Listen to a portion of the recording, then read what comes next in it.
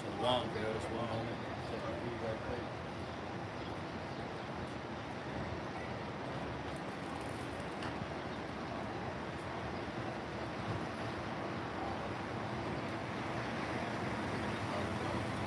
Alright, Shalom. Brothers of Great Millstone Charlotte back at you with another live lesson. Live camp through the spirit, power, and mercy of Yahweh Ba'ashem Yahushai. Before we get started with this lesson, as always, I want to give all praises, honor, and glory unto Yahweh Ba'ashem Yahushai Ba'ashem Yahushai. Double honors, as always, to the apostles, the elders of Great Millstone who taught us the truth and that do rule well, peace, blessings, and mercy. To the house of David, Habayah Dawadah, the awful elect. Alright, to you we say Shalom. Alright. And as we can see, this past weekend, or this past week, this week actually, instead of the week, you had the Nasty People Day of Visibility. Alright, where they were pretty much propping up this debaucherous act of chopping off your rod and, you know, sewing on a rod and doing all this wicked acts of changing the natural order of things, man, which is completely against what the Lord has established on the planet Earth, okay? There's a natural order to how things were to be governed and ran on the planet Earth, and under the banner of Esau Edom, following after the serpent and what this devil has laid in front of you as a way to be prosperous, it's nothing but a debaucherous act that's going to cause a lot of people to be destroyed, ultimately. So with that, somebody get Isaiah 19 and 14, Bubba Shaw. Isaiah 19 and 14. I'll be back. Yahweh hath mingled a perverse spirit in the midst thereof. Right. The Most High has mingled a perverse spirit in the midst of the land of Babylon, okay, which is America. That's why when you look around America, it's a bunch of fucking weirdos, man. Alright? A lot of people are a bunch of fucking weirdos, and there's nobody that's able to question them. Nobody can check them for being a weirdo, being a low, right? Being an alphabet gangbanger, you know what I'm saying? And all types of other debaucherous acts, man. Nobody can check, nobody can call them out for their wickedness, okay? But in this vibration, you have a lot of our people that are looking after that lifestyle, and they're exalting it, okay? Is there more on that? It says, they have caused Egypt to err in every work thereof. Right, they caused Egypt to err. Now we know Babylon the Great, pursuant to Revelations, is spiritual Sodom, spiritual Egypt. And none of this vibration of this devil causing you to think that it's a lifestyle, causing you to think that the lifestyle that you see out in front of you, the lifestyle out in front of you to be a prosperous way, a good way, is ultimately not the way to go. Alright? He's caused the people to err in Egypt. Right? Under the banner of Esau Edom, the so-called white man, and what he's enforced on the land and the minds and the psyche of people, he's completely flipped everything upside down, man. Alright, that's why you got a bunch of fucking weirdos walking up and down the streets, and they feel like they unfuckwittable. Right? Can you read it on that? Continuing on. As a drunken man staggereth, they have caused Egypt to err in every work thereof. As a drunken man staggereth in his vomit. Right, as a drunken man staggereth in his vomit, man. Okay? So by them indulging in that wine, right? The philosophies, the doctrines that they learned in Babylon the Great, that's what we have in front of us today, man. A bunch of niggas that are just drunk and mad and just completely gone, man. Right? The scriptures say Israel is revolted and gone. Because if you look at our people today, the scriptures say what? They have surpassed the deeds of the wicked, roughly paraphrasing. Okay? Matter of fact, if somebody can grab that real quick, no, I can grab it. I got you.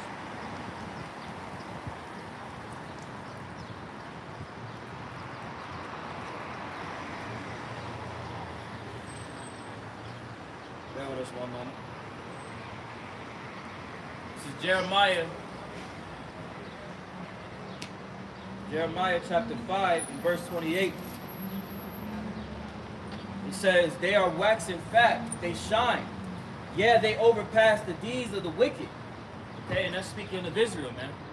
And who is the wicked? The so-called white man, Esau, Edom. Alright? Our people have gone above and beyond to be the frontmans of wickedness on the planet Earth. You know, as brothers have went into a lesson earlier this week, right? Esau has pretty much swayed and hotwired Jacob's mind under the allowance of Yahweh Ba'ashem Yahushai to be a monument of wickedness as opposed to a monument of righteousness. Zion, right? That monument that was supposed to be an enforcer of righteousness and the law, statutes, and commandment across the entire globe. Now they're in the position of where Esau tells them to do something and they say, I bet you I could do it 10 times better. You know what I'm saying? Like, nah, you should be rejecting the ways of this man's system because it's proven that it's not profitable to life. That's why you see. Oh, you go, bro. I was going to say, you see that in the way they perpetrate all these various wicked lifestyles on television. Yep. You know, so Jake will see, you know, you just use Snowfall as an example. Like, oh, no, that's pretty much the wicked and nothing like that. Right. You know what I'm saying? I wouldn't have done like this. Instead of saying, I wouldn't have done that at all, man. Exactly. You know, I wouldn't have committed these acts that are destroying my community, that are ultimately destroying myself, man. Right. You know what I'm saying? That's what Jake, you know, has been hotwired to do, is to try to exceed the wickedness that they see, man. You know, they look at it as a challenge. You know, like the scriptures talk about, they see it as a sport.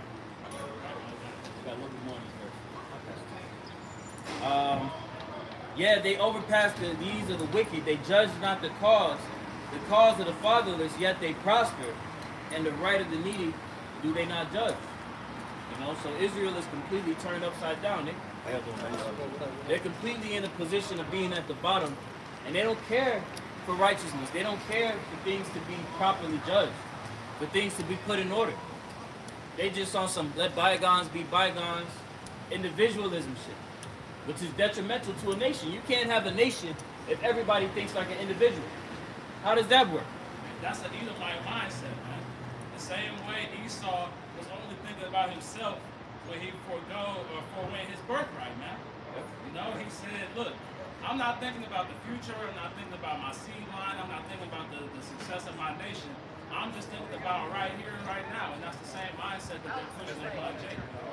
But all of a sudden, it's like Proverbs 10:23 says, it is as sport to a fool to do mischief, but to a man of understanding of wisdom. Like the brother man mentioned, it is a sport to a fool to do mischief, man. It is almost like the brother man mentioned, a challenge. We're putting up all these challenges of, oh, who can do the most, who's the realest nigga out here, man? Who's the realest out here? Which is nothing but wickedness. They promote nothing but wickedness. They take all these rappers, these crime movies, and take them on us as their idols. They try to do the same action that they were doing. Like what was in the 70s? They had Scarface. Every motherfucker on the block wanted to be Scarface. Even the black exploitation films, they made all Jake want to be pimps. They made all Jake want to be drug dealers. Why? Because that's what gets pushed to them as success, man. You know, you don't see no movies with Jake being doctors and lawyers. You see movies with Jake being drug dealers, kingpins, pimps, all this type of shit, man. You know, because it's what gets ingrained in their minds as how they're supposed to succeed in life. Right. And now they're pushing this whole Mo agenda upon Jake. Now Jake is the forefront of that shit now, man. You got your little Nas X and all these other motherfuckers that be on movies and TV shows. It's always Jake. It's always Jake trying to be Mo, man. That all goes back to scripture say, fall not a multitude of evil. Right? So you gotta separate yourself from these things, man. Because ultimately, this is the enemy trying to program sin into your minds, man. Right? It says in the book of Jude, chapter 5. Right? They know that if we continue to go off, hey, the Most High ain't gonna be with us. We're still going to destroy the condition that we're in right now. This is Ezekiel chapter 9 and verse 9. Then said he unto me, the iniquity of the house of Israel and Judah is exceeding great, and the land is full of blood. and the city full of perverseness. For they say the Lord hath forsaken the earth, and he seeth not. That's the mindset of 2/3 of Israel, man. They don't think the Lord is seeing the perverseness on the earth, man. They don't think the Lord is seeing the wickedness that they perpetrate, man.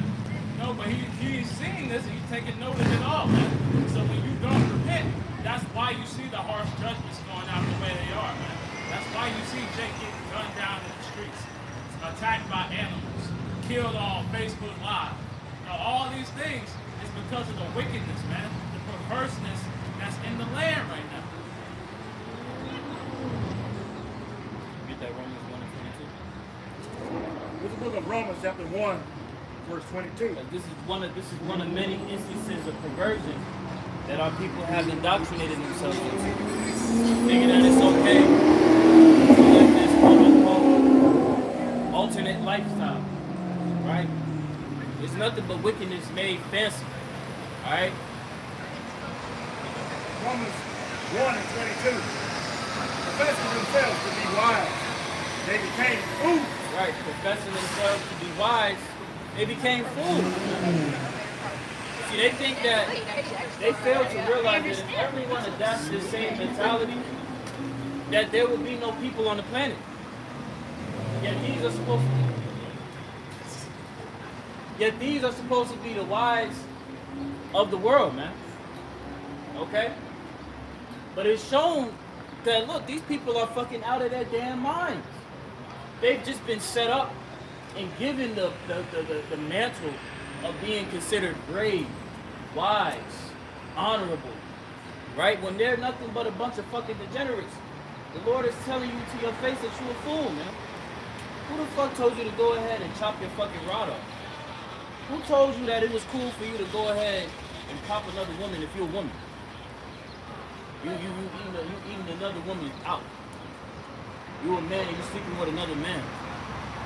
The scriptures is gonna know that act as a degenerate, foolish lifestyle, man.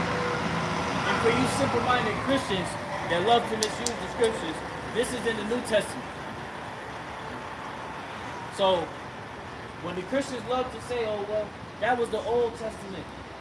You know, God allows, he allows all these things to happen. No, he does not. We're reading out of Romans right now. This was written to the Romans at the time. Keep reading, bro. Romans 1 and 23. And change the glory of the corruptible power into the image made like to the corruptible man, and to the birds and four-footed beasts and creeping things. Wherefore the Most High also gave them up to uncleanness through the lust of their own hearts, to dishonor their own bodies between themselves.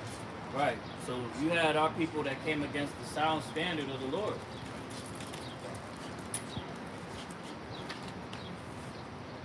You know, you had our people that really came against the standard of the Lord, and the Lord said, look, gave you niggas up to a crazy ass mindset.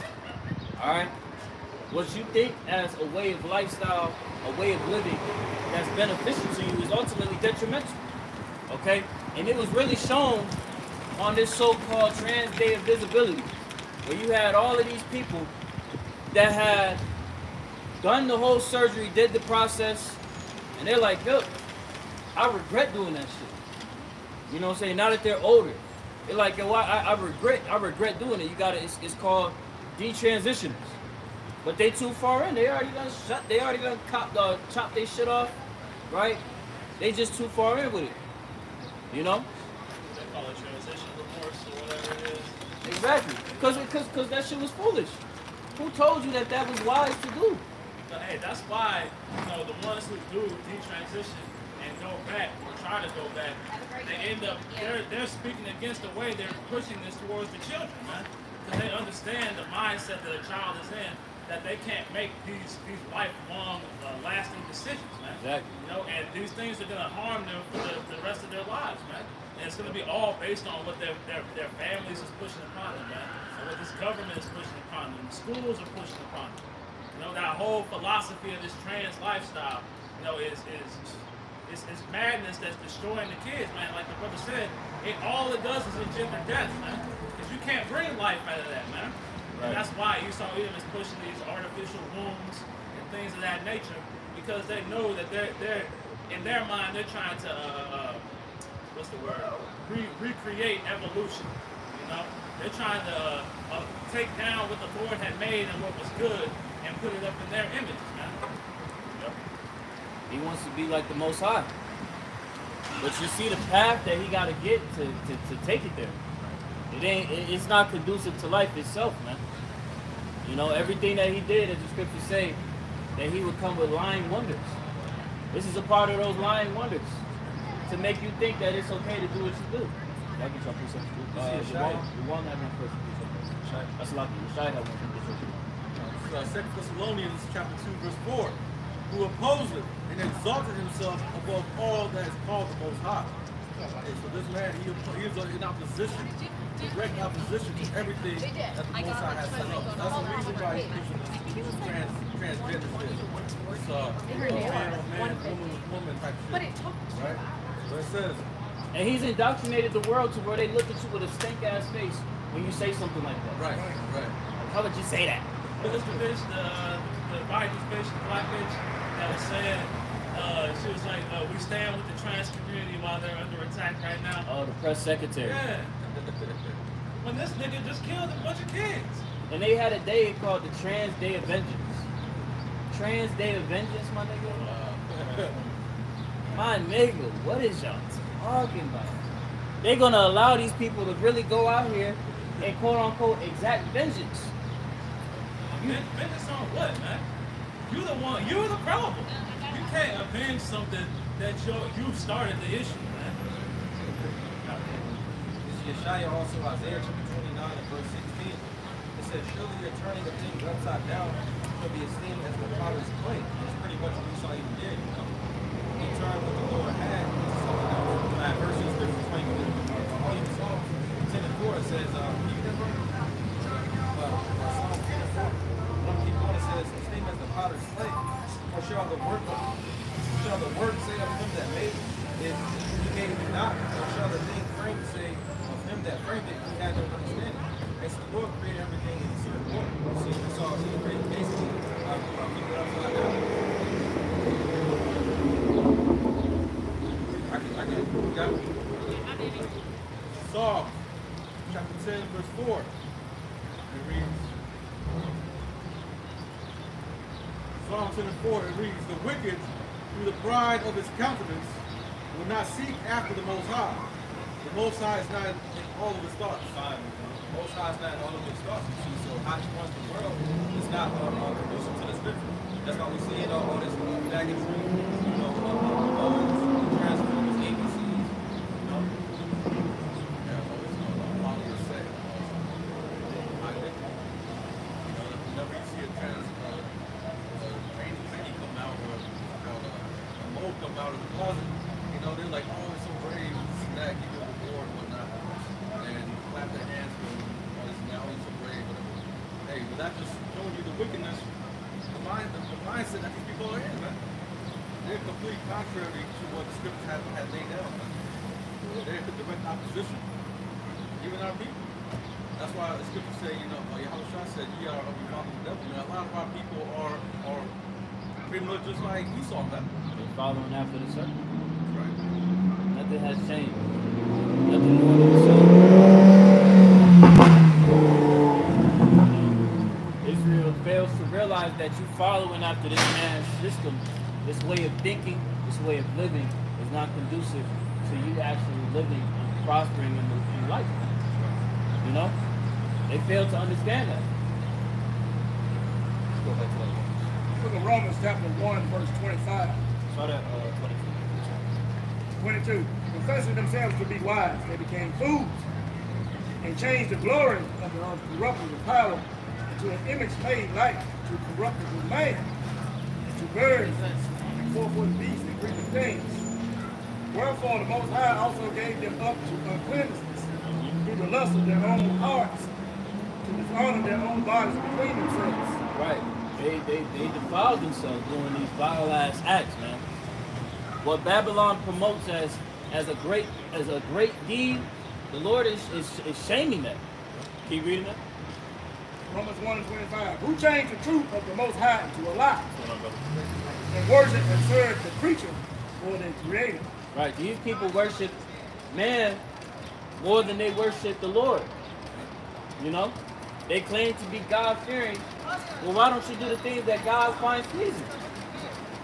If you claim to be a Christian, which means a follower of the Messiah, why aren't you doing the things that he told you to do? You know? Because they follow men. They follow the precepts of men. They don't follow according to what the Most High had written in the scriptures. They don't follow with what the Lord said for you to do in these times, man. To serve him. To worship him. They worship according to what they feel like is conducive to what they have to say. And it's all under the pretense of Esau, Edom, who they worship, man. In the book of Malachi, chapter 3, 6. For I am the Lord Yahweh, I change not. Therefore ye sons of Jacob are not consumed. All the rules, all the laws, statutes, commandments of the scripture are still in effect now, man. They hadn't changed. He Most High, he changed now. He didn't change anything, man. The damn devil, Esau, Edom, changed the damn laws and the rules, statutes, commandments of the scripture. And taught it to our people, man. That's why y'all don't know no better. That's why y'all going after the lust of the damn devil. Because that's all you ever know. That's all your grandmother, your grandfathers, priests and pastors taught in the church. The damn laws and statutes and commandments are what the devil set up, who changed the rules, who changed the truth of the Most High into a lie. That's what they done. And now y'all talk about, y'all, you know, it's in y'all from generation to generation. Now we try to tell y'all the truth. Y'all sitting there looking like, oh, the truth is a lie. You think good is evil and evil is good. Our whole 12 tribes, from Judah all the way down to Issachar, man, all over the earth, this damn devil has corrupted us.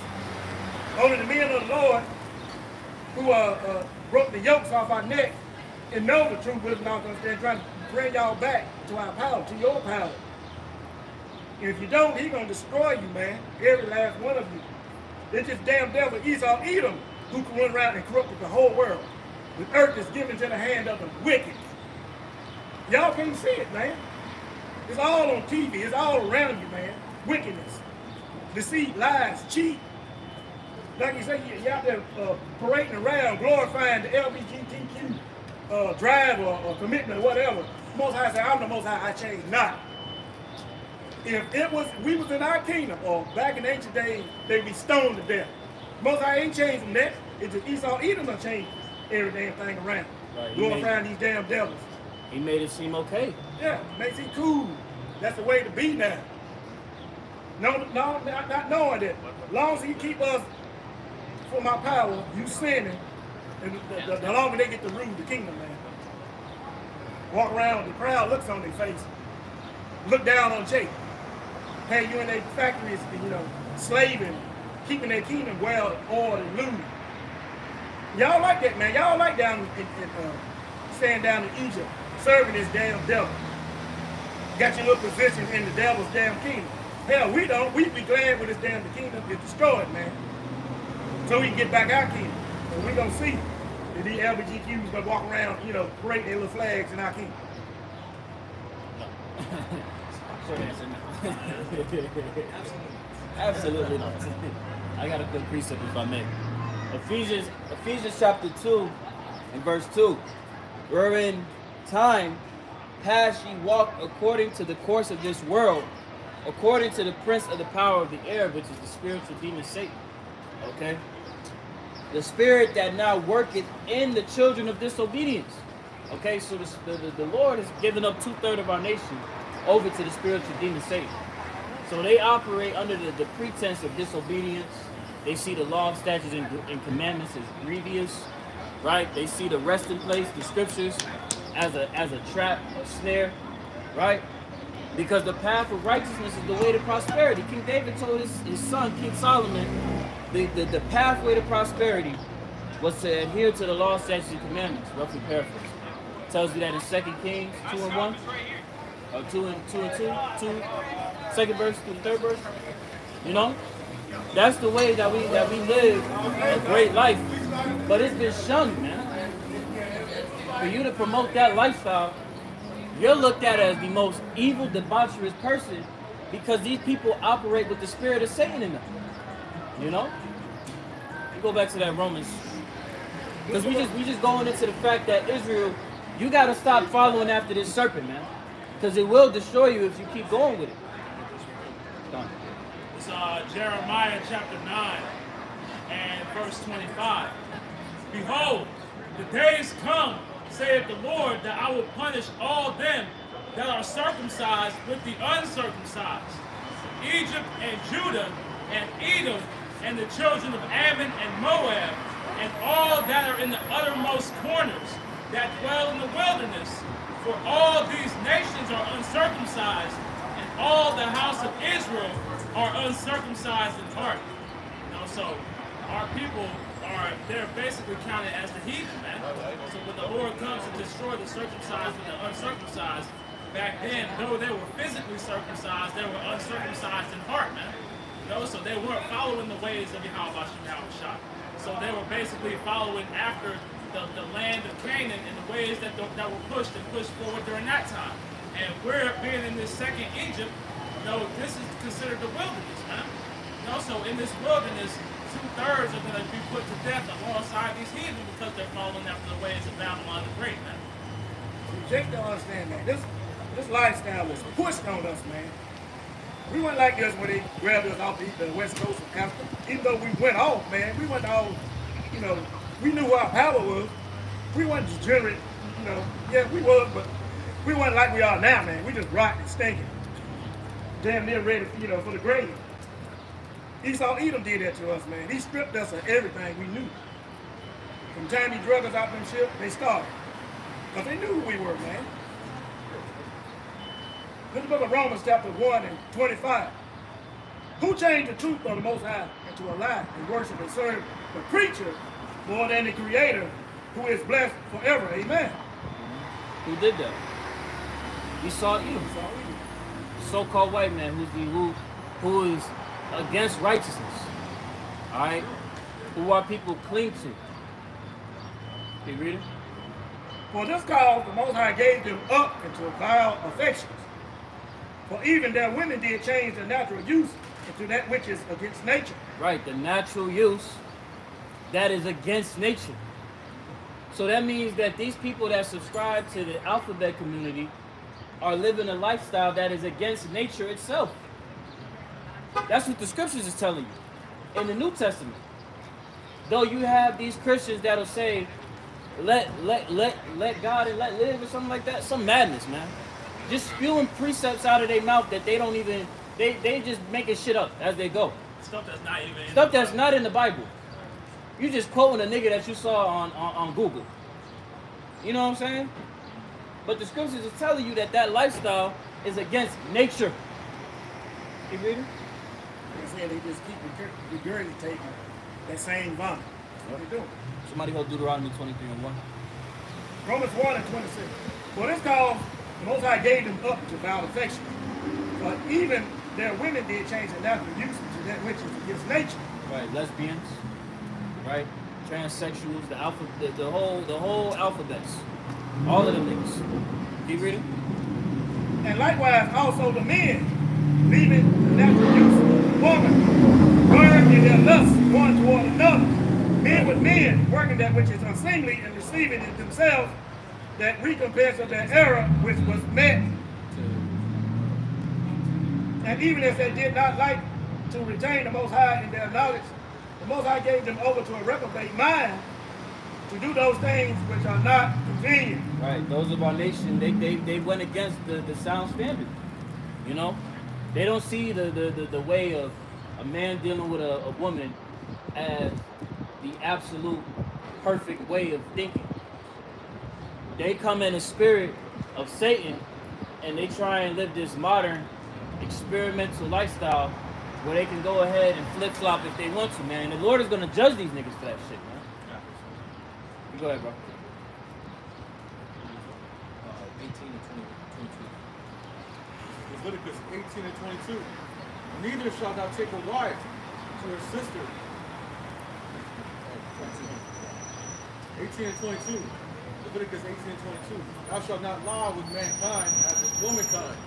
It is abomination. Okay, so the same gender, that's an abomination. You're not supposed to do that. That's against the natural order of things, like the brothers don't want to think about.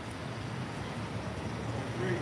Neither shalt thou lie with any beast to defile thyself therewith. Neither shall any woman stand before a beast to lie down thereto. It is Those actions confusion. Look at that verse from confusion. It says the law, confusion, violation of nature or divine order, perversion of sexual sin. So pretty much a violation of the natural or divine order. The Lord created man for woman, woman for man, not the other way around. And when you go into that word confusion in the etymology, it goes into the word con, meaning with, fusion, meaning mixing that. So they're mixing all these philosophies together, and that's where you get all this madness from, man. And they pick and choose from what they want to follow, and that's why we're in Babylon the Great land of confusion, man. In modern time. Modern time. Modern meaning experimental. And I know if any Christian out there look, oh, that's the Old Testament. That's the Old Testament. That's done away with. Okay, let's read in the New Testament. 1 Corinthians chapter 6, verse 9. Know ye not that the unrighteous shall not inherit the kingdom of the Most High? Be not deceived, neither fornicators, nor idolaters, nor adulterers, nor effeminate, nor abusers of themselves with mankind, nor thieves, nor covetous, nor drunkards, nor revilers, nor extortioners shall inherit the kingdom of the Most High. Abusers of mankind is that LGBTQ, is that, the men that get their rods cut off in the New Testament. See, y'all been deceived out there, man. This devil got everybody up in them churches deceived. Most High changed not. It's the same in the New Testament and the Old Testament. I'm sure you running back. This is 1 Corinthians chapter 6, verse 9. Know ye not, the unrighteous shall not inherit the kingdom of the Most High. Be not deceived, neither fornicators, nor idolaters, nor adulterers, nor effeminate, nor abusers themselves with mankind. So effeminate going into being feminine. Those individuals, those that don't want to repent from this feminine society of Babylon, they're not going to make it to the kingdom. That's right. And that's you Israelites out there with them long effeminate dreads hanging around tied up on your head looking like women. That's the vibration that Babylon pushes. They want the women to act like men, and they want the men to act like women. That's right. And that's why you see this trans agenda being so accepted, because they're just following into the things that they agree with in the first place, man. These men, these ain't real men out here, man. And these women aren't real women. So that all this agenda is just easily being interpolated throughout society. You know what the definition of woman is? Of women? Yeah. The definition? Mm-hmm. Oh, you're from the 12 tribes. Okay. You are too. You know what I mean. That's what you're representing today. Yes, ma'am. You know what the definition of woman is? I don't know, maybe out of man or something like that. It means female Womb servant. Okay. Because when you reference Genesis, when the Lord had made Eve, Eve was made to be a helpmate Right. for Adam. I agree. And that nature, that dynamic between man and woman, the woman has a beautiful role as a I helpmate. love my role, and that's what I want to do. I agree. You know what I'm saying? And I know how to submit and right. all that stuff. Yeah. But society has warped the minds of our people, men and women, to not step into their roles that they were supposed to have. I agree. And until that happens, you're gonna see the degeneracy of our people continue to get worse and worse and worse. Absolutely. To where like we're going into our lesson right now. Okay. No, you're not. But when you look at what we see happening right now that's being exalted and discussed, it's all manners of degeneracy and wickedness being heavily promoted to our people. This past, I think it was yesterday. Yesterday was the Trans Day. Excuse me. Okay, you good. Hello. Go back to that. This is Bill of Romans. No. Deuteronomy 23. Deuteronomy 23:1. It says Deuteronomy chapter 23 and verse 1. He that is wounded in the stones, or hath his privy member cut off, shall not enter into the congregation of the Lord. If you get your rod cut off, you're not going to come into the congregation. You know what I'm saying? And then you have people that went ahead and did this shit. You know, Esau is a tactician. Esau is going to he's going to present wickedness in a way that's beneficial to you. It allows you to do what you want to do. You feel that you have the spirit of freedom. When all it is, it's a way that just puts you into condemnation. You know, what benefit did you get from living this alternative lifestyle? Now you bug the hell out, you confused, you don't know who your real self is, because you've been taught and misled to think that the way of living that you subscribe to is conducive when it's against natural order, as we just read in Romans. They give you that liberty, man. But they present this as liberty. And all liberty means is to free you from the bounds of the law, man. So when you're free from the bounds of the law, they're basically giving you liberty to destroy yourself, man. You know, and presenting it as something that's a positive thing, man. But when in reality, all it is destroying you from the inside out, man. That's why I call it America, land of the free. Can somebody grab Rock 25? You can dwell in this land and be free from all the laws that the Most High set forth. According to, you know, living under the rule of the damn devil, Esau Edom, which is the white man, the devil the Bible speaks of. That's why they call it the land of the free. Yeah. Land of the free, home of the brave, all that bullshit is nothing but a facade. That's right. The Statue of Liberty, there's a Yeah, that's something transvestite nigga, man. The damn idol. You know? Like that's this place though. That's Babylon the Great. Somebody get that Rock 25. Sirach 25:25. Give the water no passage, neither a wicked woman liberty to gad abroad. Right. Give not a wicked woman liberty to gad abroad. And we know this is speaking literally of women, because a woman isn't supposed to have free reign to do whatever the hell she wants to do. Right? But the scriptures also reference Israel as being a woman, a calm and delicate woman. And when Israel would always step out of the law that we had joined to our husband, which is the Lord, that's when we would go ape shit crazy. Could you get Sirach 36 and 25?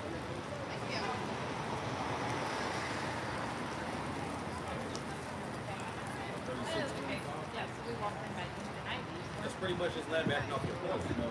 Without the law. And still hold that Sirach. Still hold that Sirach. There's one more verse.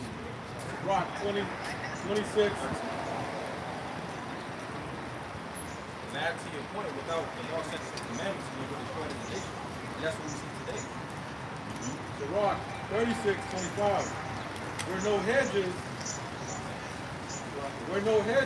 there the possession is spoiled. God, so without the hedge of protection, you got the hedge, you guard it. Without the hedge, we destroy the people. You know, have you seen niggas lately?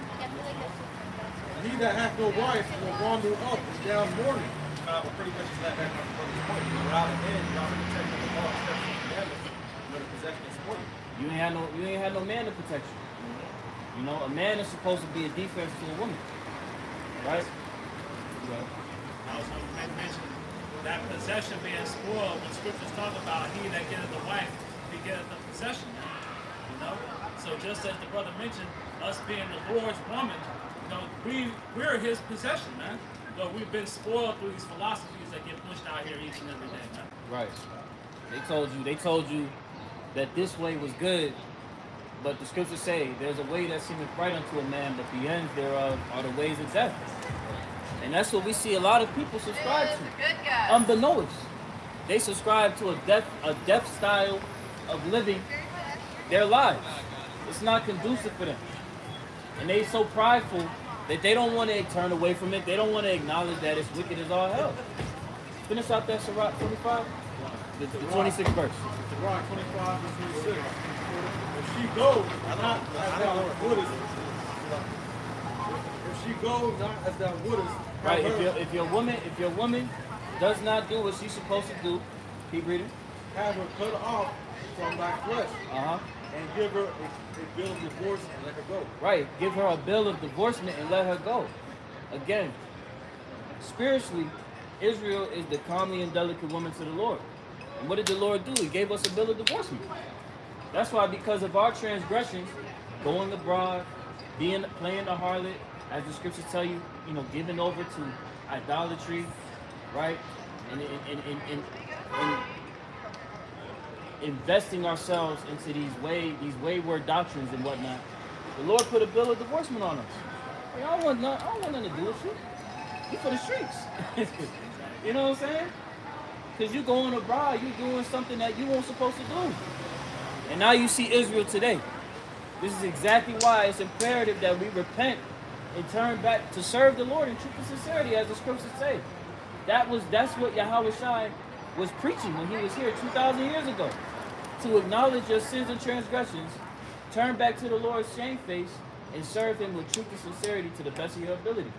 But to our people, that shit is difficult. They look at you like, man, fuck that. I want to do what I want to do. But that bill of divorcement is still over your head. So what protection, as the brother had made mention of, that hedge, are you going to have in the time of Jacob's trouble? You see the state of the world.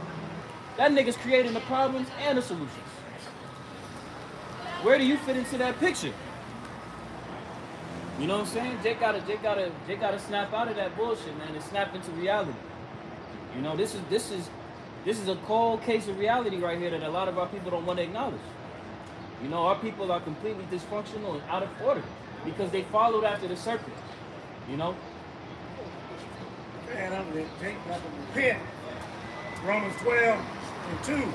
You got to repent. Romans 12:2, and be not conformed to this world, but be ye transformed by the renewing of your mind. That's the renewing of your brain. You got to change your whole way of thinking. You got to delete or unprogram yourself from what you learned up in these churches and be reprogrammed through the scriptures, with the understanding of the scriptures, man. Because what you learn up in them churches, man, they don't know what they're talking about. They get you all twisted up. They just going regurgitating that same vomit, that same preaching since slavery, man, since the white man beat it into the Christians, into our people back then. It's just been passed down from generation to generation. You got to be cleansed. You got to be as a little child and learn everything. Oh, that's what it means, be as a little child or be as a baby. And grow in the true knowledge, wisdom, understanding of the scriptures, man. You got to have Israelites, one of the elects, to teach you, man. You got to, pull away from Babylon the Great. And all this teaching, all their philosophy. Because it's just a death culture, man. All they do is teach you lies, stuff all on TV, all on the news. You hear lies, man. Keep you in darkness. To keep you away from your power. As long as you keep away from my power, you can still do this wickedness evil, you're going to die, man. They keep ruling the kingdom, man. Walk around proud and everything, run everything. Got you bow down to them. As I said before, we all bow down to the white race. Because of our sin, our wickedness, because we won't repent and come back to Yahweh Shai.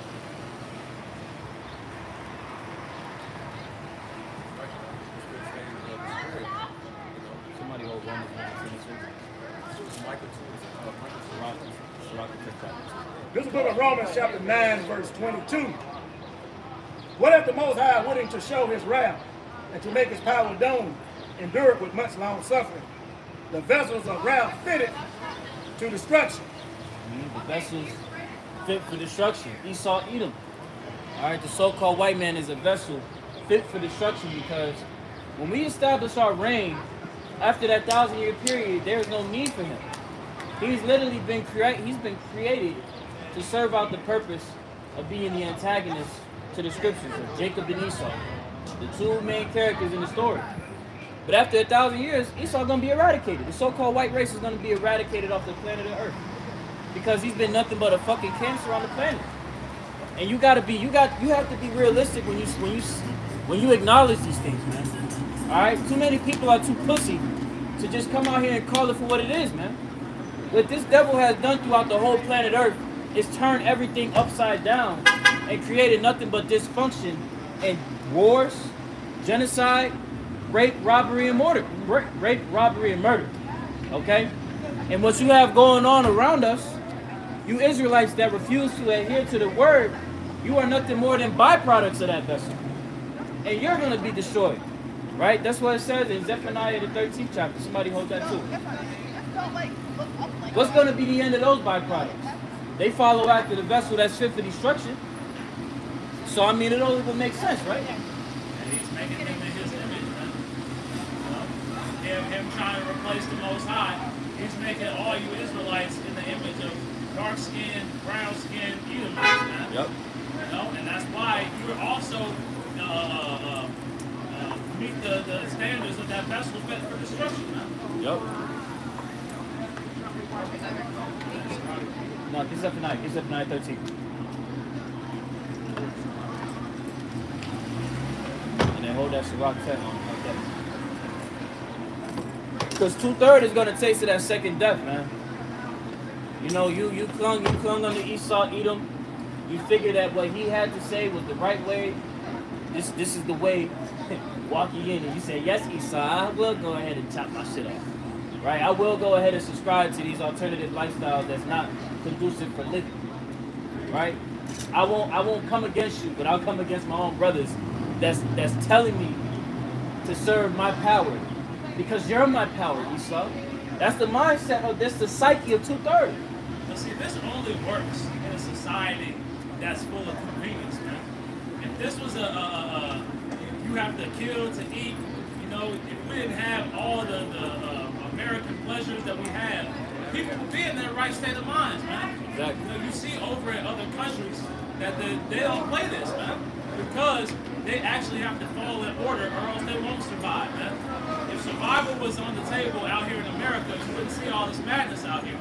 People can do this because there's no repercussions, man. You know, the land isn't judged by the law, first of all.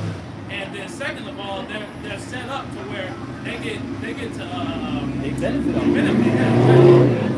You benefit off of being a nigga. You benefit off of being a whore. You benefit off of subscribing to alternative lifestyles. You know, subscribing to the alphabet community. You know what I'm saying? Wasting your life away with drugs and alcohol. You know what I'm saying? But where's the standard of righteousness being exalted?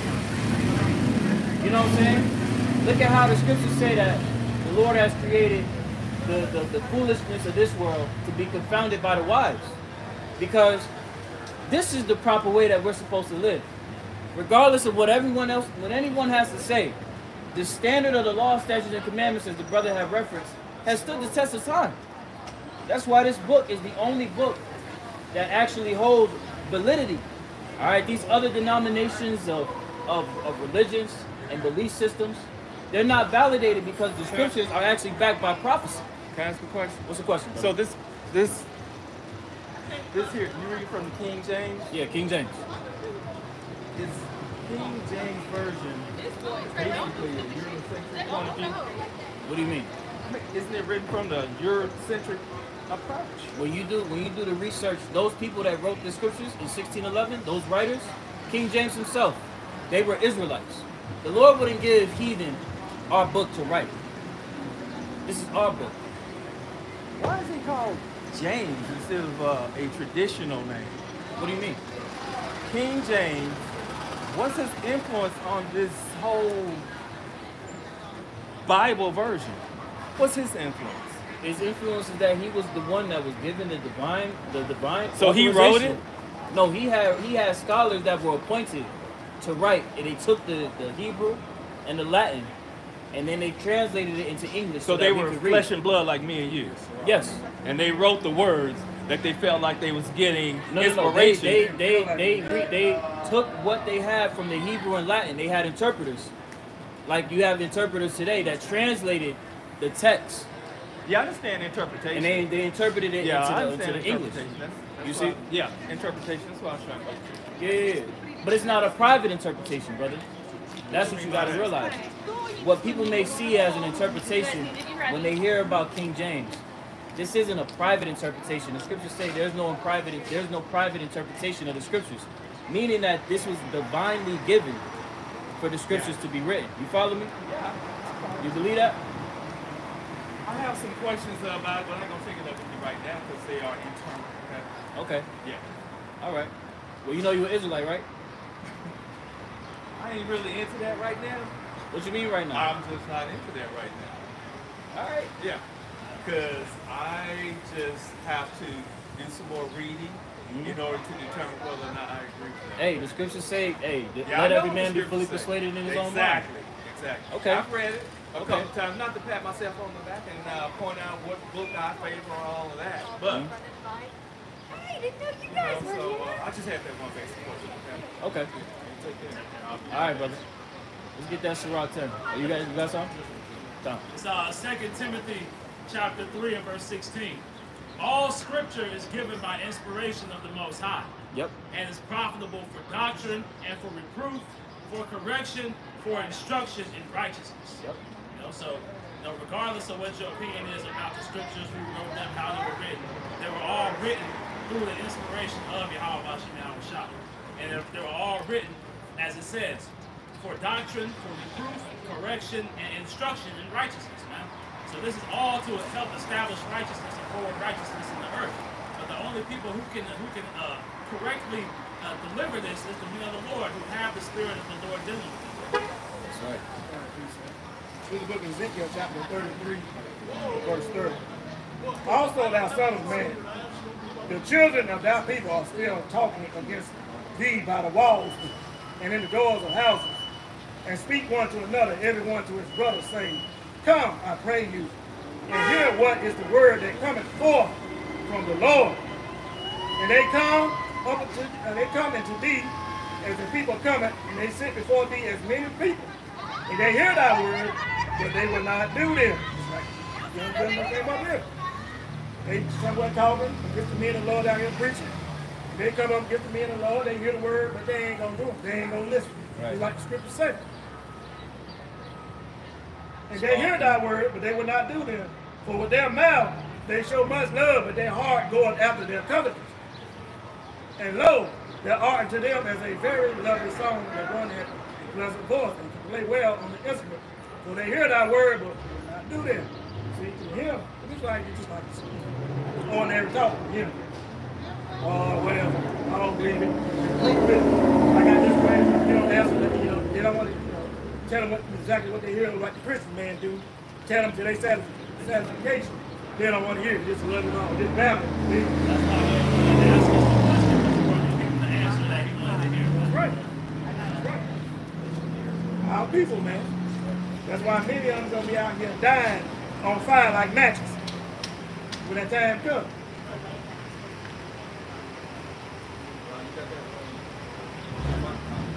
Can we get the Sirach 101? Yeah, you can do Like, it pretty much goes the question like, how was the scripture written? What do you ask, bro? He asks, how were the scriptures, what does King James hold importance of the scriptures today? Through the spirit, he was an Israelite, but when you go into James, it means it's like a derivation of Yahweh, because James also means supplement. Yeah, Sirach 101. And it was a good question. It was a good question for edification to come out. Because that's a good question that for somebody that asks is, what is the importance of King James? Because a lot of people have a misunderstanding of the importance of these scriptures, man. They don't understand how these scriptures are this whole thing is divine. They fail to understand that. They think one man can sit down and write down prophecy like it is today. Like he just had all the power. Come on, man. The Most High inspired King James. They don't know that. Can't no man come down and come up with, man, if you only read the Bible and knew the Bible, can't no man come up with this. Nobody Nobody. Not on this earth. Nobody is sitting down and writing that. No way. No The way. past, the present, and the future. Come on, man. Into the exact T. No. Sirach 101. All wisdom cometh from the Most High, and is with him forever. You skip down to, I think it's like a prologue. Prologue of Sirach. You skip down to the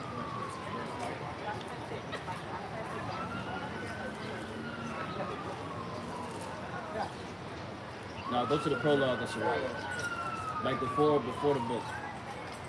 They may not have it in the sword. I got it. This is the prologue of Sirach. Jumping down to the point.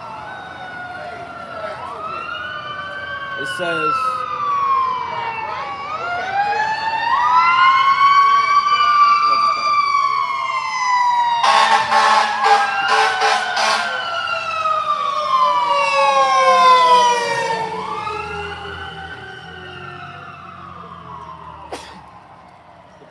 Sirach, in the latter end reads, "For the same things uttered in Hebrew and translated into another tongue have not the same force in them."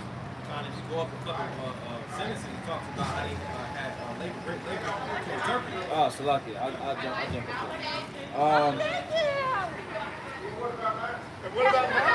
And whereof not only the readers must need become skillful themselves, but also they that desire to learn be able to profit them which are without, both by speaking and writing. My grandfather Yahushai, when he had much given himself to the reading of the law and the prophets and other books of our fathers, and had gotten there in good judgment, was drawn on also himself to write something pertaining to learning and wisdom, to the intent that those which are desirous to learn and are addicted to these things might profit much more in living according to the law.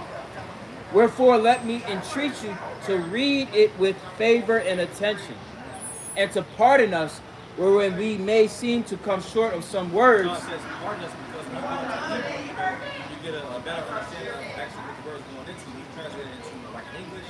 They had like limited definitions. Wherein we may seem to come short of some words which we have labored to interpret. God, so pretty much Malak Yakwa or Malak Salak, pretty much his lot was to translate the scriptures. He had a team of people or scholars to translate the scriptures from Hebrew and Greek to English. But, okay. That was his lot. You get that Sirach 10. So, whoever got Sirach 10. If not, I'll give it. Somebody can break it down. I'm here. Sirach 10 and 1. A wise judge will instruct his people, and the government of a prudent man is well ordered. So a wise judge, man, we're living in the kingdom of the unwise, man. The scriptures say the knowledge of wickedness is not wisdom. So this man cannot be considered wise. Therefore, the things that he pushes are contrary to wisdom. As the brother's going into, man. Everything that we see out here engenders death, man. No matter what facet of the world or philosophy that you take part in, death is the end result, man. Specifically if you're an Israelite, man. Because all these things are heaped onto you and pushed towards you for your destruction, man. Exactly. Verse 2. As the judge of the people is himself, so are his officers. So we see the judge being these elites, the kings of the earth, Job 9 and 24, the wicked that the earth has been given into his hand. So these men, the men that are under them, follow in the same stead, man. They push forward all your congressmen, your city councils, your police officers. All these men follow in those same footsteps, man. Right. What is that group that they have at the WEF, the World Economic Forum, where it's like the younger, like Klaus Schwab, he'll appoint like the younger people to officials. Justin Trudeau, like the president of Canada. Yup. All these individuals that are called leaders of tomorrow have been propped up, by these elites to be set up as judges in their various, pots of land across the earth, man. And what they promote is nothing short of wickedness, man, and folly. They've been groomed by these elites to follow in those same footsteps. Continuing on. And what manner of man the ruler of the city is, such are all they that dwell therein. And that's why you see the degeneracy, the decrepit nature, the fall basically of Israelites, man. That's why you see our people in such a terrible state, because the people who are in control of this earth are wicked, man. You go, Proverbs 29 and 2. When the righteous are in authority, the people rejoice. But when the wicked beareth rule, the people mourn. But we are clearly in the state of the wicked bearing rule, man. And we're seeing the results of this thing, man. The pride on these people, man. We see the rainbow warriors out here pushing this agenda to try to destroy the people even further, man. And that's all getting from the top down. From Amalek all the way down to your regular Joe Schmo Edomite, man. We see that being pushed into society. To add on what Brother Carter was speaking of, how these damn devils up at the top, you know, you got Esau, this and got Jake and the 12 tribes, you know, listening to him, man, speaking on sweet nothing, thinking, you know, oh, they gonna do this for us, they gonna do that for us. Man, all they doing is lying, man. Keep you in disarray, keep you doing wickedness. This is the book of Sirach, chapter 12, verse 16. An enemy speaketh sweetly with his lips, but it is hard to imagine how to throw thee into a pit. See all that sweet talk and stuff they be doing up there in Congress and all that, man, they be lying. All they doing is coming up with schemes to keep Jake in sin and wickedness, man, and destroy it. It's like in all these other countries, the same way, man. The same way, same thing is happening. Right, you've been rejected in society for so long, and Jake is looking for a place of being. The only place of being that Esau extends is in any decrepit way to be a degenerate, man. That's right. You know, to promote wickedness, to forward the affliction of Jacob. You know? Like, how is it that these people that subscribe to this nasty-ass way of living got more rights than you? You know what I'm saying? They get a whole fucking day of visibility. Jake been suffering. The 12 tribes been suffering, going through all unholy hell under the banner of Esau Edom. But as soon as niggas start chopping their rods off, you're such a great person. Bravo. Bravo. Bravo. You're so brave. You're so great. Like, damn, what about the tribes that's literally going through that, that's just going through the motions, man? They can't tell if they going or if they coming. Where's the visibility for the people on this sign right here? It's nowhere, man. And that's what's expected. But Jake has to snap out of reality and realize that, man. You're not finna get that type of glamour and glitz in this man's system because, as the brother Quanawaf was going into, it's governed underneath the wicked. All right? These are the vessels fit for destruction. Esau Edom. All right? And until he gets moved out of power, nothing is going to change. It's going to get worse and worse and worse. That's why the scriptures say that the days had to be shortened. That joke is crazy. The days had to be shortened for the elect's sake, lest no flesh will be saved. That show you how severe this situation we are in. You know? Watching this man actively trying to destroy the whole entirety of his existence, man. From you know, the LGBT community being pushed upon the people, them destroying the water supplies, them destroying the food, them destroying, they're going through, and this whole carbon initiative is pretty much to try to remove enough carbon dioxide out of the air that you can't grow your own plants, man. You can't grow your own food. You have to go to them for one of all things. So this is the whole MO of Esau Edom right now, man. This is their entire agenda, is to try to bring as much death as possible into the earth.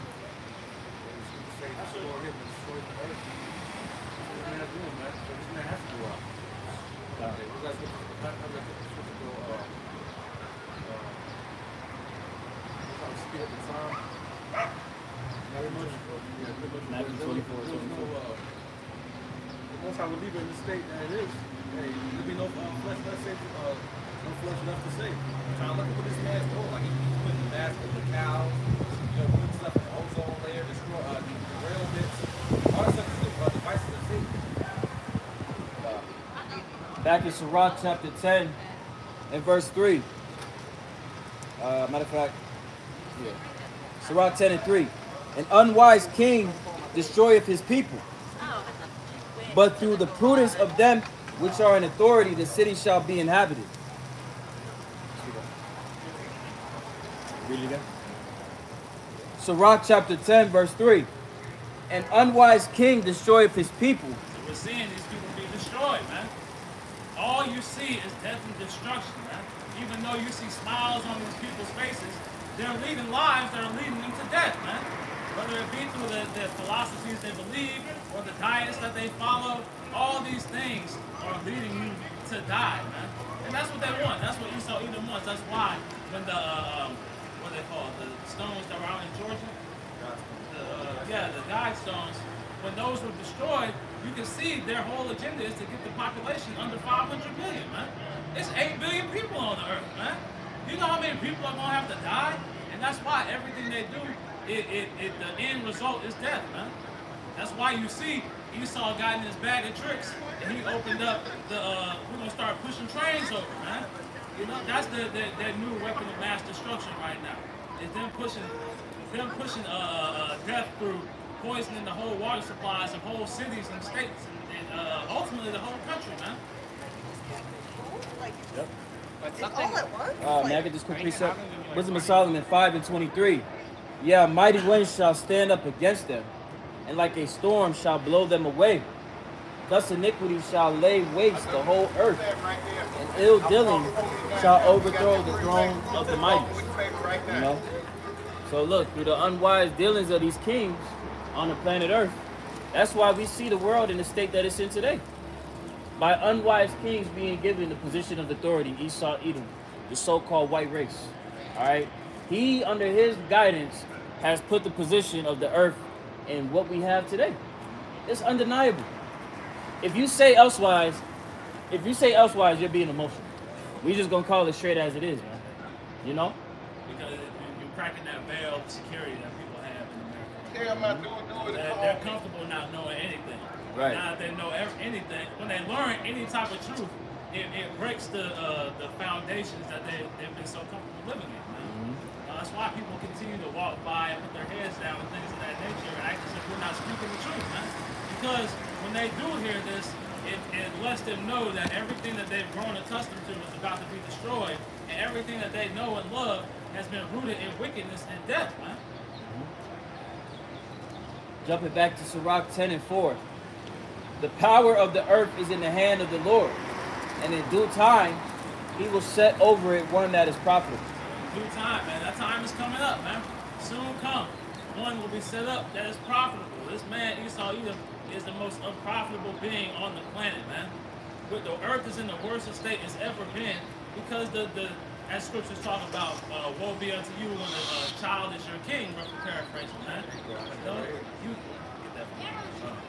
Sirach, chapter 8, verse 16. Woe to thee, O land. Sirach 10. Woe to thee, O land, when thy king is a child, and thy prince eat in the morning. Right.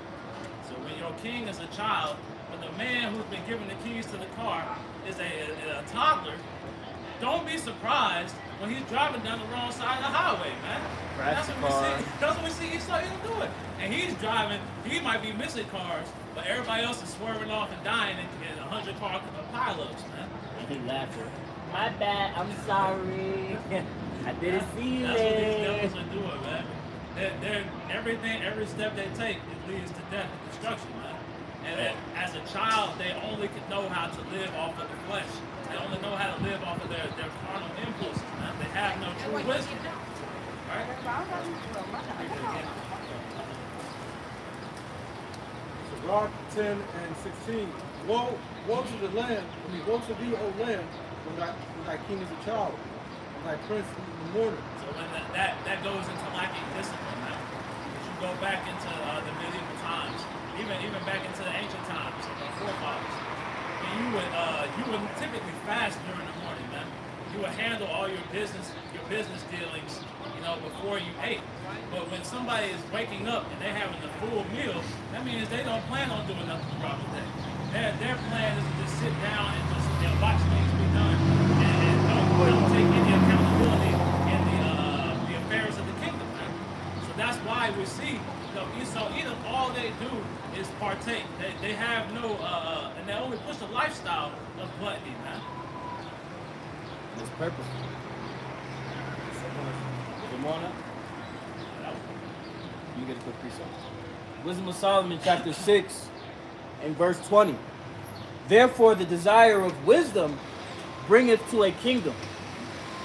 Verse 21. If your delight be then in thrones and scepters, O ye kings of the people, honor wisdom, that ye may reign forevermore. So Esau, Edom was given the power, the dominion over the earth, pursuant to Revelation 6 and 4, that red horse that was given power to take peace from the earth, right? That right there tells you that this man's whole hegemony isn't going to last long. Because why? He rejected wisdom. He shunned wisdom and told you, no. We're going to live a modern lifestyle. But when you look up the word modern, it just means a fucking experiment. That's why you got all manners of confusion all throughout the land Because this shit is one big ass science experiment going wrong, man. Men with men, women with women, niggas chopping their rods off, bitches getting a fucking dick put on. You know what I'm saying? And being completely rooted in that shit, man. You know what I'm saying? Nigga culture. You know what I'm saying? And when I say nigga culture, that applies to all the tribes, man. You so-called blacks, Latinos, and Native Americans. You know? You rather subject yourself under the vibration of a vessel fit for destruction, as we had just read, man. Not understanding that this man rejected wisdom, so his kingdom is bound to fall. But those that are looking toward wisdom, their kingdom is going to reign. That's why the kingdom of heaven is going to be an everlasting kingdom. The wisdom is going to be put within us, pursuant to Jeremiah 31 and 31, the second covenant which we're entering into. All right, when Yahweh Shai comes back, that second covenant will be put in place, man. All right, we're heralding the second covenant, you know, for these niggas that think that we're already in that. No, we're not. That's why the scriptures say, hey, follow the old path. Why? Because the way of the scriptures, man, have been tested, tried, and it's true, man. It's been tested to prove, it's been proven to benefit you. Yep. But, you know, this whole new modern, new age shit that the brother was talking about, you know, all this is just a test. And we see in the fruits of everything that's being promoted through this new modern way of living. No, but death, destruction, confusion, all kinds of wicked ass shit going on. People are in mourning. People are sick mentally, physically, spiritually. Yep. People are through out here, man. That's the reason why I'm telling y'all, hey, come back to the scriptures, man. Come back to the Lord. That's the only way you're going to get your healing. Got a little bit more. Verse 22. As for wisdom, what she is and how she came up, I will tell you, and will not hide mysteries from you, but will seek her out from the beginning of her nativity, and bring the knowledge of her into light, and will not pass over the truth. Neither will I go with consuming envy, for such a man shall have no fellowship with wisdom. But the multitude of the wise is the welfare of the world, and a wise king is the upholding of the people. Receive therefore instruction through my words, and it shall do you good. Okay? So, hey, adhering to the scriptures is how we have the welfare of the world in its proper order, man. You know? Everyone tries to think about the scriptures as like a book that you could just pick up and read, and you don't exercise and apply it. No, these words in here, these stories, you can actually apply and exercise these things to understand how to operate as a king. You know, Priest Amawan always says this is an audition for kingship, man. You know? And by the scriptures we get understanding, and we hate every false way, as the scriptures say, man. Because any other way is not conducive to life. It's all under the banner of Esau, Edom. You know? You tapping into Islam, Esau right there. Christian, Esau right there. Egyptology, Esau right there. This is the only thing that Esau doesn't have his hand on is the truth, man. All that Egyptology, it was too small, had to wrote the whole book of Egyptology, man. Dang. So everything that the brother said, man, everything you touch, Esau got his grumpy little hands on, man. Exactly. I want to get that word welfare real quick. It says, the state of doing well, especially in respect to good fortune, happiness, well-being, or prosperity. That's what we want, man. And the only way to it is through the scriptures, man. Through the wisdom, knowledge, and understanding of Yahweh Shai. And ultimately, we won't reach that until we get put in the kingdom with the new bodies under the second covenant, man. You know, because we're not in a state of well-being right now. We're not in a state of happiness. Nobody is. Edom's not even. Because he sees prophecy on his shoulder right now. And he understands that his kingdom is coming to an end. Right. So nobody is in a state of happiness right now. Ecclesiastes 3, you got that right there for you, bro. And that's what Jake got to realize, the times and seasons. You know? All of these things happening. You think the Lord not going to come back speedily and judge this place for all the wicked abominations that's promoted? Nah. The Lord is about to get busy with this world, man. That's why we telling our people, hey, get your shit together so that you don't gotta be judged with it. Why be judged with your oppressor when you have the opportunity to get delivered? Like You know? read, the uncircumcised and the circumcised will be judged together, man. Yep. You know, you Israelites who fail to give credit to Yahweh Shem Shai, who refuse to use the correct names, who refuse to follow the 100% doctrine, you're going to be judged right alongside Esau, Edom, and the rest of these heathens, man. And it's because you fail to understand what these prophecies really entail, man. The reality of these scriptures give you, man. Because it's not all happy-go-lucky, man. There's sweet, and then there's bitter. You know, and it's about to get real bitter out here, but the majority of these men aren't telling their followers and congregations what's about to come upon the earth. It's a good one. Adam and brother saying, let's look at Ecclesiastes chapter 6 and verse 20. She is very unpleasant to the unlearned. His wisdom is very unpleasant to the unlearned, to the people that up in them churches, to the people that come by and hear the word. This wisdom coming out, they can't, otherwise it's unpleasant to them, man, because they don't know. He that's without understanding would not remain with us. He without understanding, they ain't gonna stay here and listen, they're gonna walk off. Like the gentleman that was asking about King James. They don't understand the scripture, they're gonna walk off. It's unpleasant to all the 2/3 out there when the wisdom, knowledge, understanding of the scriptures, all this wisdom coming out. Because the wisdom was about to come out. Yeah, well, And that about to brother come said, I ain't ready for that. See, yeah, it's unpleasant. He flew off with a He wicked was a way. little zesty anyway. You know, that nigga was zesty. He wanted to hear that bullshit. Yeah, you know, King James was gay. Oh, nigga. Yeah, the wicked flew and no man pursued. That was it? Yeah. We get this Ecclesiastes chapter 3, verse 1. To everything there is a season and a time to every purpose under the heaven. A time to be born and a time to die. A time to plant and a time to pluck up that which is planted. And that's the time we're in right now. All of these philosophies, this way of Esau, Edom's hegemony, is being plucked up, man. It was rooted, or not even rooted, I say. It was like a bad garden. You know? It was put into the world for its purpose, and now the Lord is plucking it up. You know?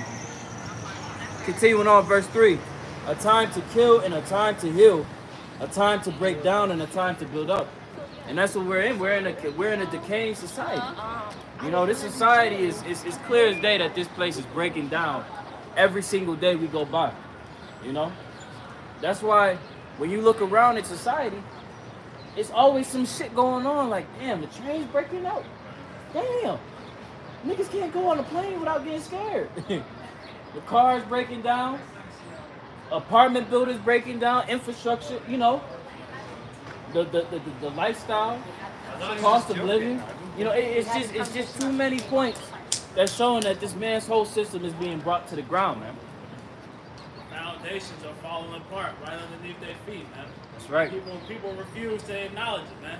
That's what we went into on Wednesday. They got their heads in the sand to avoid the harsh realities that are around them, man. They want to immerse themselves in folly so that they don't have to acknowledge the fact that everything that they ever loved is being destroyed, man. And the only way back to comfort is through the scriptures. But they refuse to hearken to the scriptures, man, because the message isn't a message that Babylon the Great will agree with, man. Somebody know Job 10:21. Somebody know Psalms 24:14. Babylon is not the way, man. You know? Babylon is clearly not the way. And you have an opportunity of repentance and deliverance, man. If you just take heed to the warning, you know, and be transformed, renewing your mind. 10, 21. Yep. Job 10 and 21. Read verse 22. Before I go whence, I shall not return, even to the land of darkness and the shadow of death. Which is America. America is the shadow of death. That's why everywhere you look around, it's nothing but a bunch of debaucherous death culture. You know, the food that you eat is defiled. The water that you drink is defiled, right? The women that you deal with are defiled. Disease is rampant. You could die in a split second in this motherfucker, man. If you want to get technical, you know, there's so many things that could really pop off that could kill you. You know, the Lord has perfected Esau as the sword, man. Because he can kill you slowly, or he can kill you quickly, as the brother mentioned, man. On all levels, man, there's death in this place, man. Right. There's no escaping. I'm pretty sure brother seen that video of the car. It was a car on the highway, and when they was driving around on the highway, the front driver tire popped off the truck, and then the person just flew in the air like, what the fuck? You know? But that's the shadow of death. A shadow is unexpected. It just pops up on you. It's always behind. Yep. Keep reading. Job 10:22. A land of darkness, and darkness itself, and of shadow of death, without any order. Right, without any order. The scriptures speak about this being a gross darkness. You know? The scriptures speak about the gross darkness covereth the people. That brother's trying to get edified, man. Let him hear. Where'd it go? He right there. You know? But this is this is the land of gross darkness, Babylon the Great, man. You know? And it's surrounded in deaf culture. That's why we're imploring our people, look, take heed to what's going on, man. You know? Consider your way and amend them. You know? Do you really think that the way you living is conducive for your lifestyle and betterment? Realistically. Or were you taught and miseducated on how to operate as a man or a woman? You know? The scriptures tell you how to do these things. But you rather listen to what this white man has taught you to destroy you, man. And in doing so, you're giving yourself over to death. You're giving yourself over to the black culture, Hispanic culture, Native American culture, which is surrounded in nothing but debauchery, right? As the brother has said before, you know, this type of living, this shit ain't like that, bro. You know what I'm saying? Somebody get that song? Yeah, that's fine. Stop, go ahead. Job 10:22. A land of darkness, and darkness itself, and a shadow of death, without any order, and where the light is darkness. Yep, the light is darkness. Yeah. We'll shine the light, You got Isaiah I'll 5. run back in darkness. Yep. But that's what happens when you follow after the serpent. You know, when Esau came to the wicked vessel, the woman, Eve, and approached her with those philosophies, right? She saw it was like she bit that, meaning that she actually believed in it, you know. And that's what our people do. You know, they bite into that darkness and be like, damn, this is the way. I like this. Oh, maybe you're not supposed to like this. This isn't conducive for you to live. You know what I'm saying? Like that. Black down and lock the wall. Yep. What's that song? Psalms 23 and 4. And then somebody hold Revelations 13 and 5. Psalm chapter 23, verse 4. It reads, Yea, though I walk through the valley of the shadow of death, I will fear no evil. For thou art with me, thy rod and thy staff, they comfort me. Right. Though we walk through the valley of the shadow of death, America, right? We're comforted, man. We know that Yahweh Bashim Shai is protecting us. How do we know? Somebody gets Psalms, I think it's 34 and 7. Speaks about the angels, the campus. We covered it with scriptures. Yep. It's right there. Yeah. Psalm 34 and 7. Psalm 34:7. It says, The angel of Yahweh encampeth round about them that fear him and delivereth them. Right. So, hey, man, there's so many things that's going on today, but yet, through our fear of Yahweh Bashim Shai, he sent protection over us to get us through whatever it is that we go through. You know? Of course, Lord willing, he preserves us from Jacob's trouble, right? All the way to the very end, and he delivers us, man. But even on your day-to-day walk, man, you know, all these shit going on the highway. Like, bro, remember when we was on the highway that one time? Bro, we was seeing Final Destination shit on the highway, bro. Like, it was a big tire on the highway in the middle of the road. Then it was a sitting chair on the highway. I'm looking like, damn. You know what I'm saying? Then you look behind you and niggas just swerving in traffic and shit, going crazy. But the Lord is preserving you on your day-to-day, man. You know, don't ever think that he ain't. You know, the Lord is with us to the very end. Somebody grab that in Matthew 28 and 20. Can I add to that? Huh. It's basically, what you say the Lord is protecting his men. You know, think about how many times, how many things gotta go right to live, God, and then how many things gotta go wrong for you, you know what I'm saying, to die. Just one thing gotta slip up, you know, like you gotta be a particular area, and like a tire from out of nowhere just hit you, you don't line it up to where you leave it at a certain point in time. That's why the scripture says a man's going out the door. You can forget your keys not to go back in the house. And you don't even know that's the Lord changing the timing up so you don't get hit in a goddamn what's it called, T-bone coming out the parking lot, man. Exactly. You know, like you should thank the Lord every day you wake up, every time you get to wherever you're going, every time you get home, man. Because as the brother mentioned, man, death is everywhere. You can easily be put to death out here, man. It's only through the spirit of power behind our shot that we make it through our day to day. Because hey, the most I can have you get a broken leg to what you can't do what you want to do. But then you go say if you were to do it, you would have got shot up or ran over by something that went on in that place you were going to go that time. But hey, by you having a broken leg, now you're good. You're still alive. Get that revelation? I got it. Oh, matter of fact, Salaki, Matthew 28. Salaki, Matthew 28. 28, 20. 28 and 20, it says, Matthew 28 and 20, teaching them to observe all things whatsoever I have commanded you, and lo, I am with you always, even unto the end of the world. The Lord is with us to the very end of the world. The Lord is with us for all existence. You know? Whatever hell you may be catching, know that the Lord is with you. Because again, we got to understand, a lot of these people that subscribe to the lifestyles that they're taught under the banner of Esau, even the so-called white man, and what he propagated by way of the judges that he's established on the planet Earth, they're going to see all this shit come to pass and they're not going to know what to do.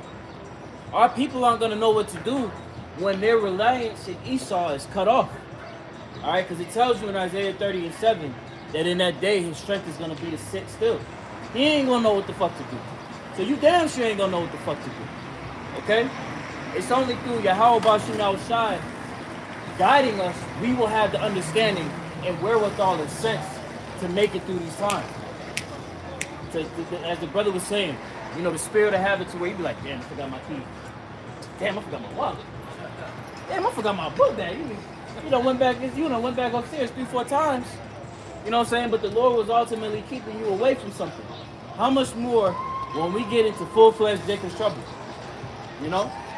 Because I guarantee you, if you follow after the serpent and you believe in him, he's going to present an option to you. Like, look, you know all this hell going on. Meanwhile, this is the nigga that started it. We know all this shit going on, man. But look, man, we got an opportunity for you to readjust your state in society. Yo, take this implantable device. You know, it's gonna give you protection, free reign to do what you want to do. You know, it's gonna give you like a superpower. I think it's gonna be presented as a heal law, man. Right. So whatever you're going through in your life, they're gonna present it as the great cure. Right. You know, we saw that snake oil cells coming back again, man. Right. And you see it. You see how he's able to do that by way of his media. That was one of the instruments that he was given to enforce that narrative that he has the way, he has the solution for you to live a better lifestyle. You know. But it's nothing more than a snare. Now, could you get that Revelations? Baba Kushab? 13 and 5. The book of Revelation, chapter 13, verse 5. And there was given to him a mouth speaking great things and blasphemies. Right. Part of the beast's mouth is the media. That's one of the ways, again, that he's able to enforce his laws on the masses, to enforce his way of thinking. You know, he's able to do that by way of having the influence of the media, which these Amalekites, these so-called Jewish people, that swore that they was the victim months ago, like, yo, it's no way we do all that. The guy's making fun of us. Here it is. Kanye been in the media industry for over damn near 2 decades, and he ain't come to sense of walking into all these rooms like, damn, you know, everywhere. Like, nah, he just made this shit up. No, he ain't make it up. You know? You read it? There was given him a mouth speaking great things and blessings, and power was given to him to continue 40 and 2 months. Power was given unto him, man. You know? This devil was giving me the influence and power to forward his enterprise, man. Okay? And it's at its very end, man. Okay? We can't stress it enough. All right, 2023, right? Coined by the elder apostle Tahar, that hopefully that all the prophecies come to pass. Lord willing, they do. All right? But ultimately, understanding what? These prophecies don't come to pass, man. You know, whether they hear or forbear, everything that we're giving you warning of to turn back to the Lord and to serve him and to use him as your protection, right? Because following after the serpent, it's not going to benefit you, man. It's shown it's not going to lead to life. It's not going to lead to prosperity. It's not going to lead to protection. But you have to be realistic with yourself and actually understand that, man. You know? Grab Micah 2 and 10. Matter of fact, grab Micah 2 and start at 1. You know? Because you got to understand the psyche of Esau, man. You know, you got to understand the psyche that this devil has to utilize his power. The scriptures say in Revelation, the 6th chapter, that he was given power to take peace from the earth. He wasn't given power to give peace, to make life lavish. No, he was given power and influence and authority to take away peace. It's our duty to step in and establish peace on the earth.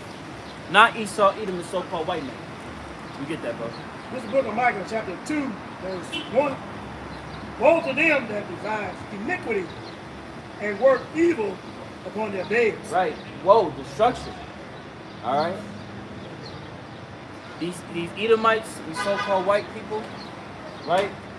The elites of them, along with the elites of these other heathen nations, you aren't forgotten either, right? You go ahead and you exalt yourself out here like you top dog. You top shotters. You know what I'm saying? And exalt wickedness, man.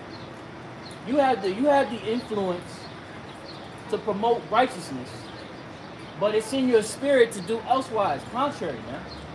Isaiah 26 and 10. Yeah.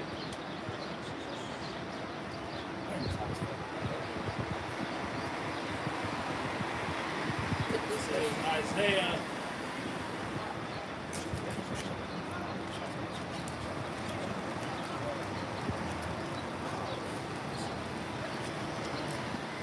Isaiah 26 and verse 10. Let favor be showed to the wicked. It's hot as Let hell, favor man. be showed to the wicked, yet will he not learn righteousness. In the land of uprightness he will deal unjustly, and will not behold the majesty of the Lord. So just going back to that Micah, you know what I'm saying? He's been showed the most favor, man. He's been given control over all the earth. But he's still not going to live or push forward a righteous lifestyle. He can only engender death styles, man. Right. He can only bring you into ways that are going to bring you further and further from Yahweh Shai at the end of the day. Right. Destroying the nuclear family. You know what I'm saying? As we have started propping up the alphabet gangs. You know what I'm saying? Badass little kids and shit. I mean, the list goes on and on with what these devils really think about when they have these meetings. That's why, hey, as brothers always say, that's why you'll never see Israelites have a say or any table of sovereignty when we have these various global elite meetings. The WEF, IMF, you know, or whatever global summits are had. Israel will never have a sovereign representative. They'll have a heathen represent Israel. You know, because you're not sovereign. All the nations that are so-called, you know, that have Israelites in them, the representation is just a Edomite or some other nation that looks like whatever that country is. Exactly. You have no true representation, and there's a reason for that, man. They do it because who do you think they're talking about when they have these summits, man? Right. They're talking about how to overthrow Jake, man. Right. Every time they have one of these things, man, the topic of discussion is how do we destroy the Israelites even more? And I got just a precept to back you up on that. Psalm 62, verse 4. They only consult to cast him down from his excellency. The only time they talk to each other is to try to destroy Israelites, man. Every single nation that comes to these G7 summits, these WEF meetings, as the Bilderberg groups, all these different various summits and consultations, they're only talking about how to destroy Israelites, man. Right? And in the process, they're destroying the rest of you heathen as well, man. They don't really care about you. You know, you're what's the word? You're peasants to them. You know, when it's like this is y'all's kingdom. All you Edomites out here, you so-called whites, this is your kingdom. But they have you living in captivity. They got you working. Alongside How that us, work? right? You went from having a crib where you ain't had to work, and now you got to go ahead and punch in a clock. I ain't gonna lie, if I was an Edomite, damn it, I'd be angry every day. Yeah, I'd be furious. Right? If only I could go back in time. That's why their tongue is falling upon them, man. They out here, you know, giving up all the behind the scenes information because they have no part in this rulership, man. God, I got a little bit more. They delight in lies. They bless with their mouth, but they curse inwardly, Selah. They bless with their mouth. They tell you all these good things. Yeah, it's fine to drink the water. You know what I'm saying? There's nothing wrong with it. But in the meantime, they just push the whole train load of chemicals over into the lakes, man, into the rivers, into all the food places, man. Right. This is this devil's MO, man. They're gonna speak positively, but in their minds, they have only thoughts to overthrow you, man. And on what the brother speaking about, Esau, Proverbs 4:16. For they sleep not, except they have done mischief. And their sleep is taken away, lest they cause some to fall. You gotta think about the debaucherous, nut-ass mindset you have to where you can't get sleep unless you cause somebody to go off, to die, to inflict. Like this nigga get insomnia. And be like, oh. His wife be like, hey, what's wrong? What's wrong? I ain't kill nobody today. Fuck, like what a Edomite gotta do to kill somebody? Shit. You know what I'm saying? But that's how this is why the scriptures gives you wisdom and understanding. To understand your enemy, to know who you really dealing with on a day-to-day. Because this man Esau Edom, right? The scriptures speak about how his tongue was as smooth as butter, but war was in his heart. This devil goes around pouncing around like he's innocent. Oh, that was my ancestors. We don't do that. We changed. And also for you other heathen nations, man. Because all the heathen took a part in our downfall. The Elamites, the Ammonites, the Moabites, right? Hamites. Everybody took confederacy against us, and they still do. You know, so it's just not Esau. Esau was the top table. He was the head of the table that had all the shit going down. He funded the operation. He funded it, but you heathen had a part in that as well, and you will be judged for it as well. You know? It's a book of Ezekiel chapter 28 and 3. While they sleeping, they come up with all kind of schemes and plots because of this precept. Ezekiel 28:3, behold, thou art wiser than Daniel. There is no secret they can hide from thee. These devils are clever, man. When they're in their sleep, they think of all kind of clever ideas to hold Jake back, kill Jake, how to get rid of Jake, how to keep Jake back, etc., etc., etc., etc. You can't keep nothing from these devils. You can't hide nothing. They're wiser than Daniel, man. So that's why they top dog among their wicked ass damn kingdom all over the planet. Only a certified devil would create a GMO crop that when you planted the seeds, the seeds of the plants around it would die, man. Yeah. Why? Well, they ain't devious from the devil. Who is? Micah 2 is one from the top. Both of them that advise iniquity and work evil upon their beds. When the morning is light, they practice it because it's in the power of their hand. And they covet fields and take them by violence, and houses and take them away. So they oppress a man and his house, even a man and his heritage. Right, oppress a man and his heritage, man. You know, here it is, you got the Israelites waking up across the globe, and all these motherfuckers, you could be a fucking degenerate, you could be a nigga, you could be a spick, you could be a Native American, a wetback, you could be any fucking thing, of Islam, you could be a Christian, you could be a Krishna, you could be an atheist. But the moment as an Israelite, if you were to say, I'm an Israelite, it's a fucking issue. It's hate speech, because they oppressing your true heritage. You could do whatever the fuck you want to do. Lobster. You could be, bro. You could be a goddamn bounce house. You could play. These devils don't care what you are as long as you're not an Israelite. Israelite, those guys out there are preaching, they're terrorists. That's what they're called. Yup, hate speech. Haters. But Esau, you the biggest hater of all. Look at the lengths that you went to try and kill your brother. Right? The scriptures call you the accuser of your brother. If that ain't hate speech, I don't know what is. You steady accuser, you steady doing this. Like, yeah, Father, he was doing it the whole time. Like, nigga, weren't you the one that gave him the tools to do wicked? You showed him. You know? And that's why you see when Jake get immersed in the same type of lifestyle Esau does, but Esau always does it on a grander scale. You see Jake might go in, kicking in doors, robbing people. But Esau kicking in doors of whole nations, robbing whole nations. Man. Case in point, right? You had the PPP back in 2020. You had all those elite Edomites and elite heathen able to rack up millions off of the PPP scam. Jake tap in, maybe get about 20, 30 bands. Niggas looking over the rest of the next 10 years, they gotta look over their shoulder because they can go to jail for that shit. You know what I'm saying? Yeah, Brett Favre, he fucking, what's it called, defrauded the welfare system for like $5 million. And we don't even hear about that shit no more. But look, they had John Morant. They had a whole interview sit down with John Morant. But where is this energy for Brett Favre? You know what I'm saying? That motherfucker out here committing the actual crimes.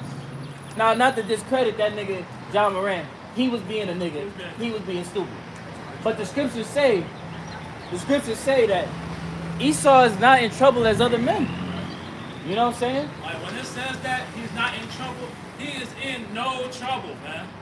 There is nothing he can do to face the extent of the law because he makes the laws, man. Mm-hmm. You're not gonna write a rule book and then you follow all the rules.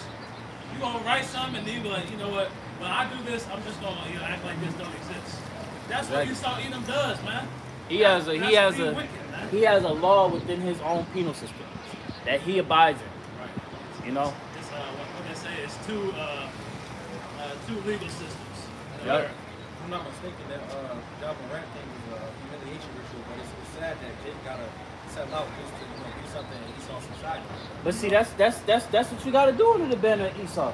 Esau is not going to let you climb up and get anywhere of importance unless you bend over and you get humiliated, you get defiled. That's the only way that you can climb up the ranks of this man's system is to defile yourself, man. To live like a degenerate, to have no standard, man.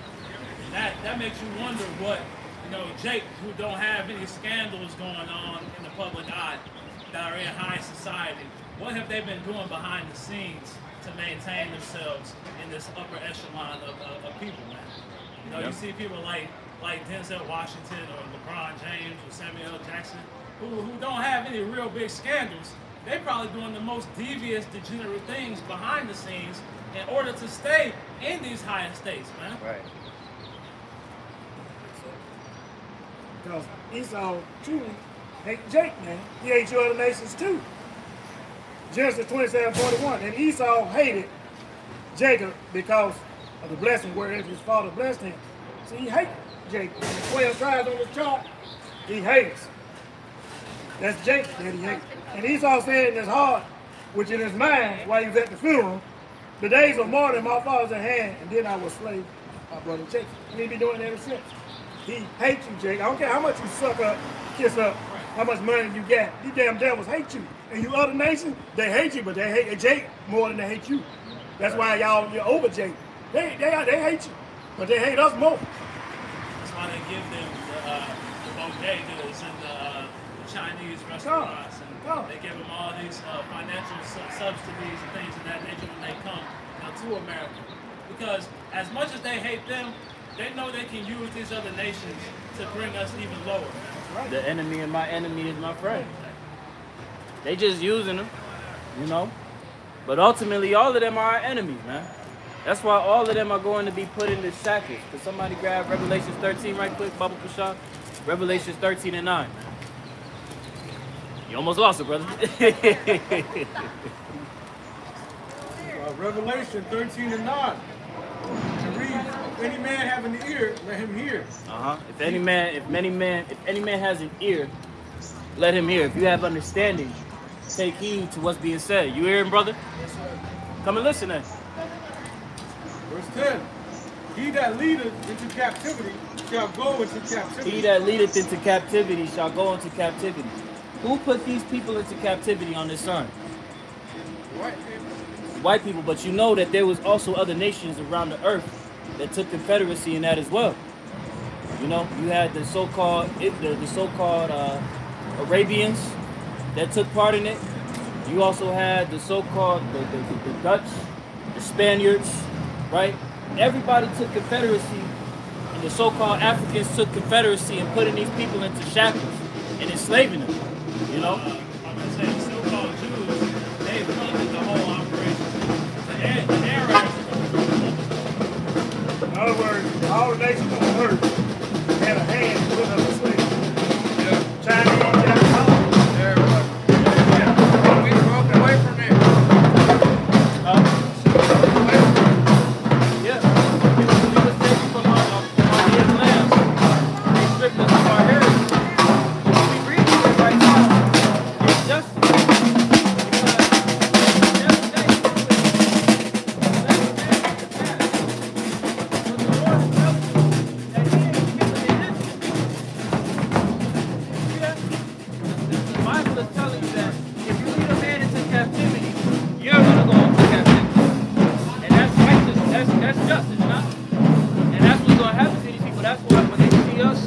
Waking up to the truth of who we are, it's a foretelling to what's to come. Because you understand what prophecy is? You know what it means? Yeah. It means that it's things that are written. Come back over here. It's things that were written aforetime that come to pass before they happen. And one of those prophecies is the awakening. Somebody hold Isaiah 44. One of those prophecies was the awakening of the 12 tribes of Israel on this sign. Because all of these titles were given unto us by who? White people are the ones All that those took us to captivity. Exactly. Like, all right, boom. Think about this. Do you know what black means? Black ain't real. Black ain't real. It's not a nationality. There's no nation on the planet Earth that I can find called black. Right. There's no nation on the earth that I can find called Hispanic. Right. There's no nation I can find on the earth called Native American. You know, because who were Native Americans before they were circumscribed or surnamed Native American? Think, when you look up the meaning of black, it means void of light, void of understanding. When you understand the origin of the word Hispanic, it means property of Spain. When you look up the name Native American, America was named after Amerigo Vespucci, which is the so-called white man. So they stripped those people that were native, which were our brothers, they stripped them of their heritage and slapped the whole name of somebody else on it. Right. Exactly. And this is what's happening right now is our people are waking up to the truth of who we are. That's why you see Israelites are being discussed heavily. Right. This is a spiritual awakening. Somebody get Isaiah 44. Whoever got that? They ain't want us to know about that. We really Israelites. Exactly. They ain't want us to know that. But Because what is this? What is what? This book is the King James Bible. King James. It's King James. Whoever got Isaiah 44, let's go ahead and get him. Let's read this book. Isaiah 44.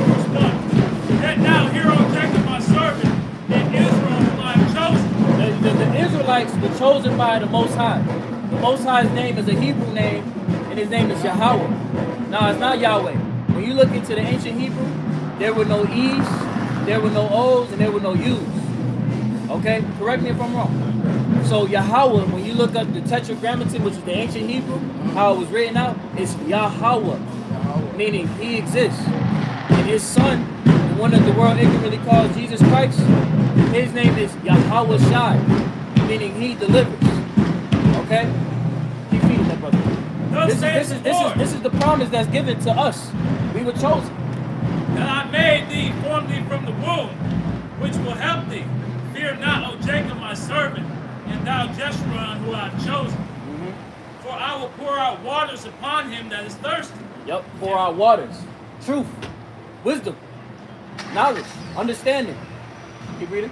And floods upon the dry ground. Right, because when you read in the book of Ezekiel, the 37th chapter, we were all in a dry bone state.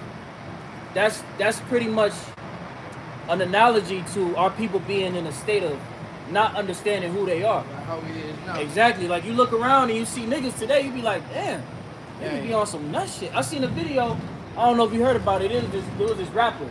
This nigga took a photo of somebody that he killed. Blood stains all over. I mean, this nigga took a photo. He died a couple hours later. But see, this is all like we was going into.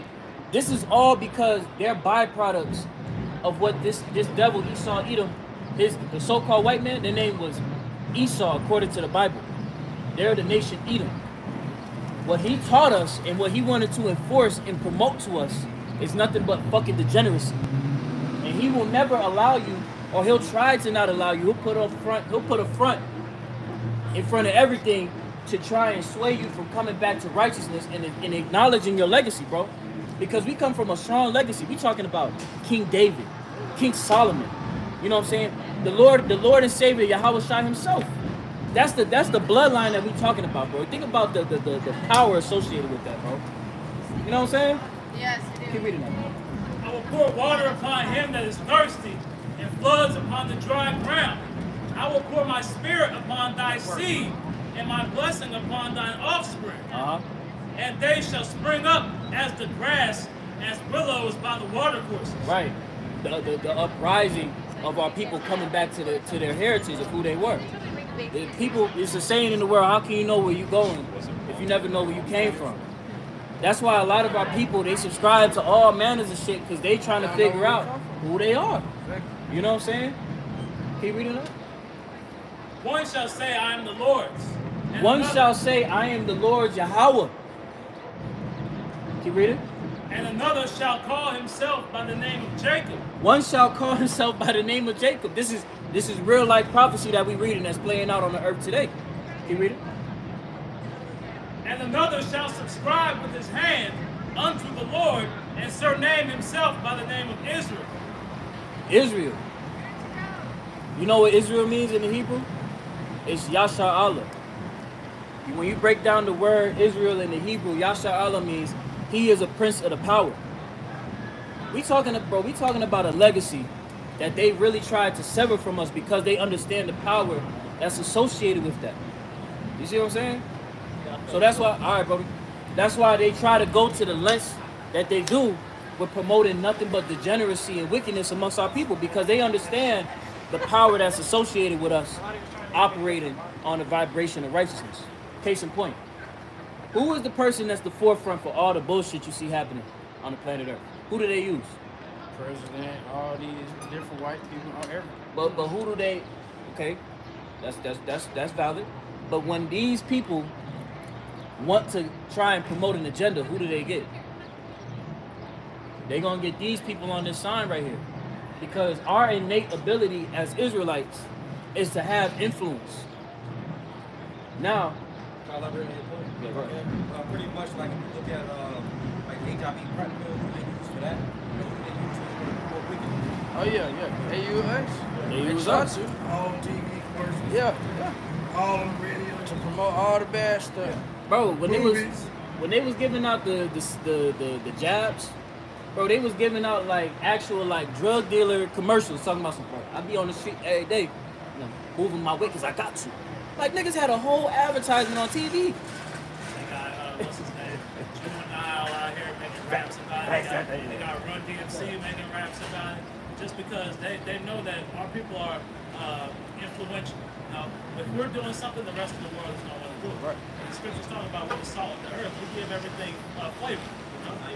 Exactly. You know, so we're those chosen people. We're who sets the standard. But if the standard is set in wickedness, then you see the state of the earth right now. And you see the mindset of the people. You know?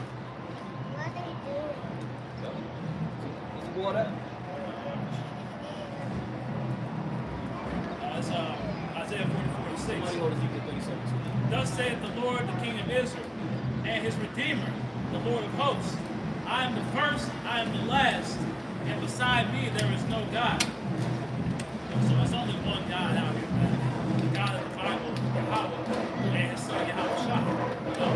So all these other philosophies, Jesus Christ, Buddha, and all this stuff, it's all made up by these Edomites, the so-called white man, to pull you away from your true power. Because as soon as you can be anything in this world you want to be, but as soon as you call yourself out being an Israelite, that's when it becomes an issue. You know what I'm saying? Case in point, bro, look what happened to Kanye. Bro, they took everything away from him. Took away his kids. You know what I'm saying? Showing you like this is like real deal. But our people gotta acknowledge it, like, and just start to move with it, like, damn, like, if this wasn't such a big deal, why do they come up against us with so much bigger? You know what I'm saying? In a world full of lies, of course, when the truth will come out, you would think that they're gonna come against it hard, right? But all these other denominations, they don't get tried. They just like, as soon as you say this, as soon as you do what that brother just read in Isaiah 44, that's when all hell breaks loose. Them niggas be like, oh, what's your name? My name Ja. They be like, Ja. You say the J Ja? Oh, that's spiritual. They gonna be like, yo, Ja can't come to this too. Nah, get that brother away. You know what I'm saying? They gonna try and put all distractions in front of you, man. But through the Spirit, you know, the Lord opens these things up to one of us, to each and every one of us, to try and turn back into repentance. That's what we really out here to do. You know, the scriptures, somebody wrote Isaiah 51. Baruch, chapter 2, verse 29, it says, if you will not hear my voice, surely this great multitude shall be turned into a small number among the nations, and I will scatter them. For I knew that they would not hear me, because it is a swift-necked people. But in the land of their captivities, they shall remember themselves. That's what's happening now. We are the nation of God's Muhammad, the nation of Israel. Right? That's what we are. I'll take that too. You know what I mean? All brothers, man, all brothers and sisters. Right? So that's it. Hey, Lord willing, you repent, man, and come into the knowledge. Yeah, because I'm just not coming to, like, okay, I ain't a Christian. I don't know what I am, but I know I'm not a Christian. Good. Right. I know that, but I know that I'm like, as I keep on talking to more people, like, okay, I know what I am. Hey, know that you're a Hebrew Israelite, brother. Yes, sir. You know what I'm saying? That's what your legacy is. You know?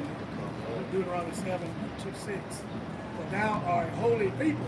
Holy meaning separate. That's why you look at these people on this sign, it's something about them. It's just something about them that's just different. Like they walk the planet in the earth shape. Because the Lord made them separate. Their spirit is separate from all the other nations. You read it? For thou art a holy people unto the Lord Yahweh thy power. The Lord Yahweh thy power hath chosen thee to be a special people, unto himself, above all the people that are on the face of the earth. It's a special people. It's chosen. We're above all like that. All these other nations, we're above them. Why we sitting so low? Why we receive the wicked? Why we on the bottom? Because we sin so low. We won't come back. We over here call him Jesus and Mo and what's his name? Muhammad and all them different gods. We're not calling his name. We sin. We won't come back. Yep. But now is the time that we're supposed to. Right now, because you see the state of the world. Yeah, it's bad. Shit getting real wacky. It's a bad shit. But through the times that we're coming into, the Lord is going to preserve those that took heed to his word, and he's going to protect them. It's Romans chapter 9 and verse 26. And it shall come to pass that in the place where it was said unto them, ye are not my people. And they told you, there's no way you could be these people. And that's what we see happening in real time. Like, people will walk by, shut the fuck up, niggas. What the fuck is y'all talking about? You know what I'm saying? Not understanding the history, because one thing that's important, you have to research these things. You know, we research these topics, like, we ain't just coming out here every week just talking out our ass. You know what I'm saying? We actually research these things because it's still readily available. But what's the one common saying in the world? You want to hire something from a nigga, put it in a book. Niggas ain't reading. Niggas ain't reading. You ask a nigga you ask somebody to name 3 books, they gonna look at you like shit. Shit. Harry Potter and the Deathly Hallows, and they may stop about right there. You know what I'm saying? But keep reading. There shall they be called the children of the living power. There shall they be called the children of the living power, because you don't see anybody else doing this. Who else is fulfilling that prophecy? Nobody. Because it's a spiritual thing, brother. You know what I'm saying? The scriptures is validated by primarily the prophecies. The prophecies is like a major validating point, because the things that was written aforetime are happening and playing out in real time. Yeah. You know what I'm saying? That's the importance of, if you have the understanding to receive it, you know, it becomes plain. You know what I'm saying? Like, nah, this is the truth. Somebody grab Jeremiah 6:16. Y'all brothers got preachers, read this, brother, man. You know what I'm saying? This is what we out here for, bro. We wish more of our people would be willing to turn back and come and hear. Yeah. You know what I'm saying? Because they be walking by. We tell our people, yo, come back in here. I got something to do right quick, bro. Niggas just go down the street and go smoke a black. You wanted to do that, you could have said that. I ain't do that. Book of Jeremiah 6:16. Thus saith the Lord your power. Stand ye in the ways and see the path for the old path. Right, stand ye in the ways and ask for the old path. The old path is the scriptures, the ancient path. Because when you look up the definition of modern, all the word modern means is experimental. That's why you look around the world, it's in a state of disarray, because they've been experimenting with the way that was set up and established. You know? Can you read that? It's a little bit more. You get it after you can. Where is a good way, walk therein. Right, this is the good way to walk in. This is the way that leads to you stepping into your role as a king and a priest. Your true identity, because regardless of what people say, our people are going through identity crisis if they're not acknowledging themselves as a Hebrew Israelite. Real talk. You know? And ye shall find rest for your souls. You shall find rest. That's what our people are seeking, man. Rest. But they not finding it in anything else because it ain't the right way. Keep reading. But they said we will not walk therein. The pride of niggas. The pride of niggas to say, nah, that's your truth. That's what you believe. Like, bro, you don't even understand what we involved in here. You don't even understand what they may be involved in. They don't even be understanding the shit. They just be going with it, regurgitating what they hear, and then they just flow with it. What make them feel good. This truth is about bringing you up to understand what's really happening, to make sense of your reality, to make sense of you stepping into your role as a king. Bro, that's what I'm saying. When you understand the legacy of the Bible, and you understand that these men are a part of your legacy, it shifts your whole mindset and thinking, bro. Like, you're not looking at no motherfucking Tupac. That's what niggas be. Niggas reverence Tupac and Nipsey Hussle all goddamn day. Fuck them niggas. Them niggas ain't nothing, bro. When you consider the legacy that we talking about, King David, King Solomon, King Josiah, you know what I'm saying? The apostles, the ministry, Isaiah, Jeremiah, Ezekiel, bro. When this all ends, you're not gonna remember LeBron James. No. You're not gonna remember Tupac or Nipsey Hussle. You're not gonna remember Will Smith or fucking Denzel Washington. But this book is forever, man. The men that you hear in this book, his names are gonna echo throughout eternity, man. Bro, it echo now. Because don't get it wrong, like at the time when the apostles was doing their ministry, you had entertainers that were notable. They had great rapport amongst people, like, oh shit, that might be, yo, that's what's his name? You don't hear about him 2,000 years later, but you know who you do hear about? These men. The legacy of righteousness lives forever. Scripture that speaks on that. That's temporary. Current living or existing at the same time to get down. It's basically a compound where it says time, which means with, and temporary. Get that.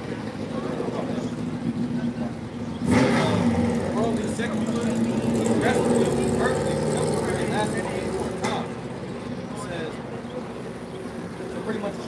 proper time or a season. According to what you're saying. You said temporary. Your definition? Modern? Yeah. Temporary. That's all this. Pretty much how we live life now is something partial. You know, basically, because we live in this particular time period, the scripture going back to what the brother read, Jeremiah 6:16, that's actually conducive to life. You know, this way is not conducive to life. Bro, look at the culture that our people subscribe to, bro. Like niggas really ride and die by the culture that we live in. And that's why niggas be going nuts, bro. Like, bro, we got a whole opioid crisis in our community, bro. And niggas don't talk about it. Niggas will uplift Percocets, Molly, Lean, Xanax, and it's a whole opioid crisis going on. But it's okay though. It's our culture. Niggas will love to make sense of, yo, I'ma fuck your bitch. I'ma kill that nigga. That's the culture though. That ain't my culture. That ain't your culture. So what? So the culture is this. Yeah, for real. That's the culture, bro. That's the renewal of your mind. Somebody grab Romans 12. I'm gonna get up out of here though. I appreciate All right, y'all. brother. I appreciate y'all. You know what I'm saying? Repent. Hey, when you go to bed at night, bro, you know what I'm saying? Send a prayer up to the Lord, you know what I'm saying? And in sincerity with those names that we gave you. Because the scriptures speak about how there's one name under heaven, you know, given to men by which they could be saved, bro. We talking about salvation out here, bro, because you see the state of the world gonna be destroyed by thermonuclear missiles. Well, not the world, pardon me, but the majority of the world. And when I say that, I mean the system. You know, it's gonna be destroyed. It's gonna get worse and worse, man. I'm telling you. I'm aware though. I'm aware. Trust me. That's why I came and talked with other y'all because I know y'all gonna put some y'all coming. Word, bro. I love y'all, man. Y'all be good. I love you too, brother. Take care, man. Repent, believe this word. Don't take the mark. Don't take that MOTB.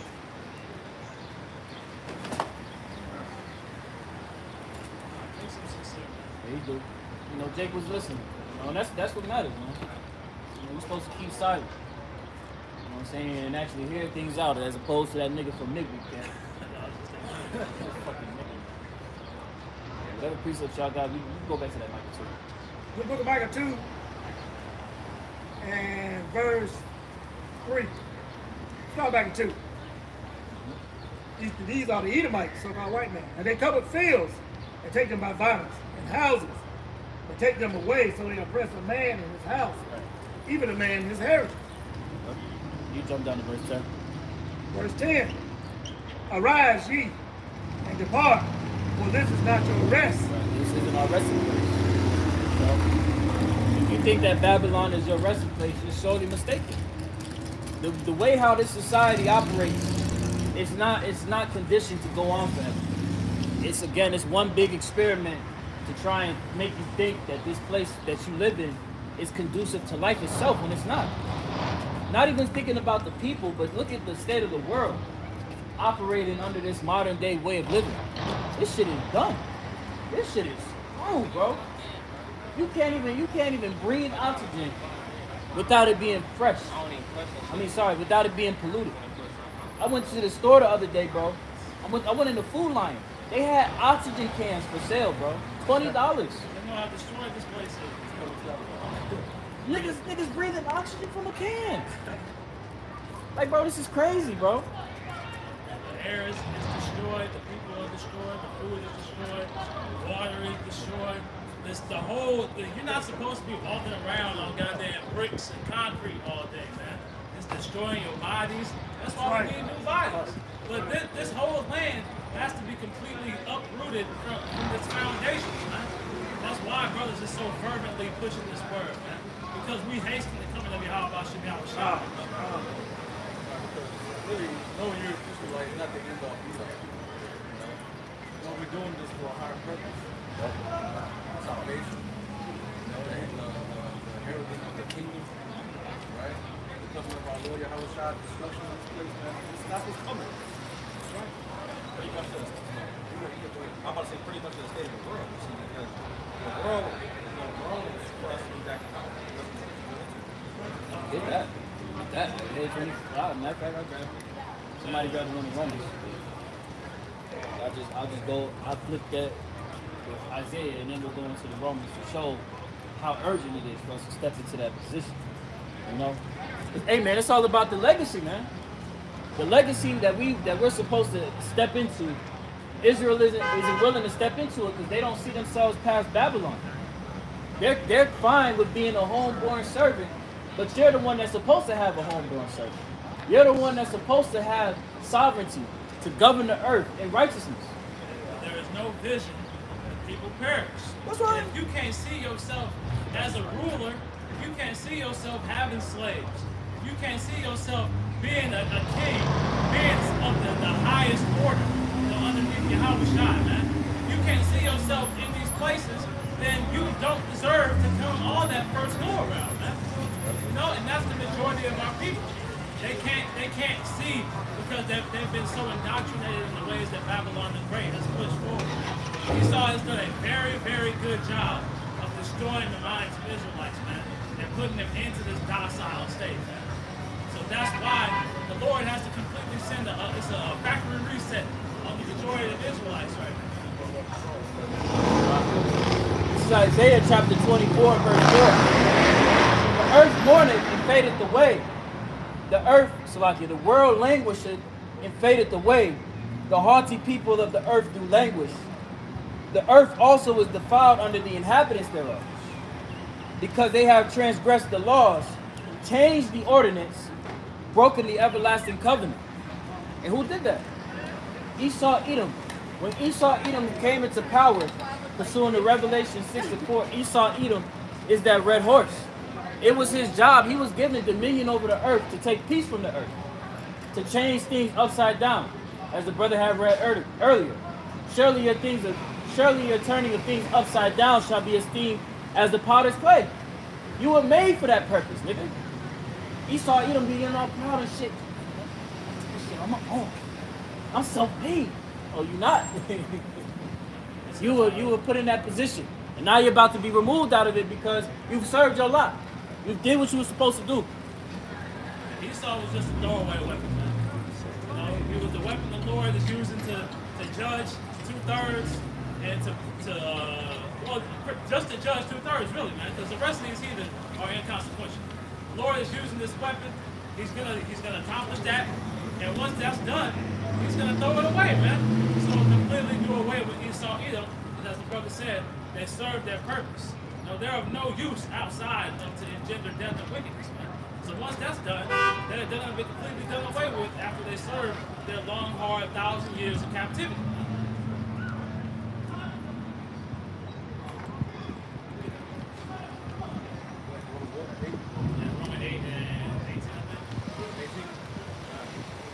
Romans chapter 8, verse 18. For I reckon that the sufferings of this present time are not worthy to be compared with the glory which shall be revealed in us. It's going to be a great glory. The whole earth is going to be renewed fresh, man. That's why we go through what we go through. That's why we fight the way we fight, because we know what's to come. So we're going to get renewed too. Verse 19. For the earnest expectation of the creature waited for the manifestation of the sons of the Most High. The earnest expectation, man. Everything in the world is waiting for Israel to be set back in order, man. It's waiting for Israel to be set back in the power seat, man. The whole creation is groaning, it's crying out, it's languishing, because it's under the rule of the man of perdition, the man of death, man. That's what we're seeing right now, is the results of the wicked being in power. And that's why creation is crying out. They're saying, look, we need righteousness, man. They might not know it exactly, but they know that it's not coming through Esau either. Exactly. Just like we were speaking about earlier with the wise king, pursuant to Sirach the 10th chapter. The Lord is going to set up in due time one that is profitable. Who's going to be profitable is the children of Israel, the ones that were afforded an everlasting kingdom, because it's going to be governed in pure righteousness. All right? The law, statutes, and commandments are going to be within us, so we're never going to transgress and sin. So we'll never die. All right? And in that time, we're going to enforce the law, statutes, and commandments on the heathen. Before they call it Hebrew, they call it Hebrew. Right. Yeah.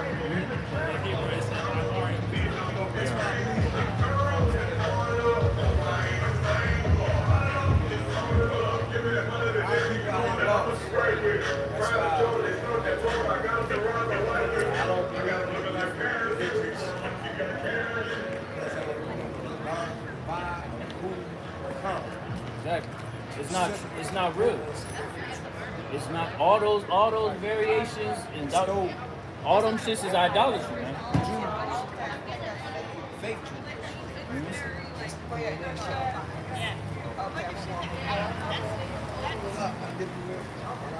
Brother, if you know a lot, brother, you gotta be teaching your people, man. You know what I'm saying? What Can't even tell brainwash. Yeah, they are, but that's beside the point. You know, the scriptures speak about how we gotta come out and prophesy unto the wind. You know, whether they hear or forbear. Somebody grabbed it in Ezekiel the 3rd chapter. You know, because it's all about pushing out that vibration. You ever heard of the term, "There's power behind what you say"?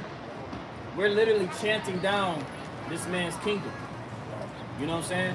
Through the spirit and power of our Lord and Savior, Yahweh, Ba'ashim Yahushai, we're literally fulfilling prophecy, coming out here teaching our people.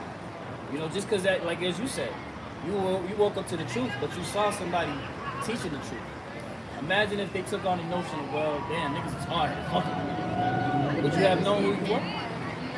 So you gotta keep that open mind of, it's all about the ones that are sincere, the remnant of our people that are gonna be the ones that are gonna take heed to this message. Fuck all these niggas. I'm right there with you. These niggas that's brainwashed, fuck them. You know what I'm saying? But I'm all about, all of us are all about the remnant, the elect of the Lord. Because with them being woken up, we get up out of here. You know what I'm saying? It's all about the elect. Ezekiel chapter 3 and verse 11. And go, get thee unto them of the captivity, and go unto the children of thy people, and speak unto them, and tell them, thus saith the Lord power, whether they will hear or whether they will forbear. Right, go tell them the Lord is going to do what he said he would. When we bring out these prophecies, we're telling people aforetime of what's going to come to happen before it even happens. And we say, thus saith the Lord. Whether they hear or forbear. But like you said, niggas is hard. They ain't going to hear. They don't stand for nothing. But the ones that do, the ones that got that sincere spirit within them that the Lord allowed to return, we all out there, we are risking our lives and freedoms to wake up those people, man. Because we all on watch list. You know what I'm saying? You know the brother that posted that article. You know what I'm saying? Brothers got watch list posted on. The actual people like, yo, these motherfuckers is a threat. Because it's all about, it's not so much that we a threat, it's what they're the threat, and they see them being exposed. Exactly. Because we're pushing the vibration of the Messiah, of the truth. Alright? Matter of fact, let me grab that right there. You see, man, this whole earth is set against Yahushua, the man that we call Jesus Christ. So if you even come anywhere close to that, they want to completely get rid of it. They want that whole vibration on. So even there are people who claim that they're Israelites, but don't call them the same names, but that same vibration is still on them. So if you're not coming into 100% truth, in the name of Yahweh, you don't have that position. There's a lot of men out here who aren't teaching correctly, when they ultimately come down. As it says, they're going to come down to us.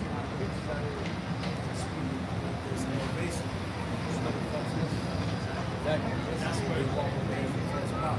This is where you'll get protection. I'm gonna grab this stuff right quick. Because you made mention of the vibration of the Yahushua, who the world even calls Jesus Christ. John 15 and 18.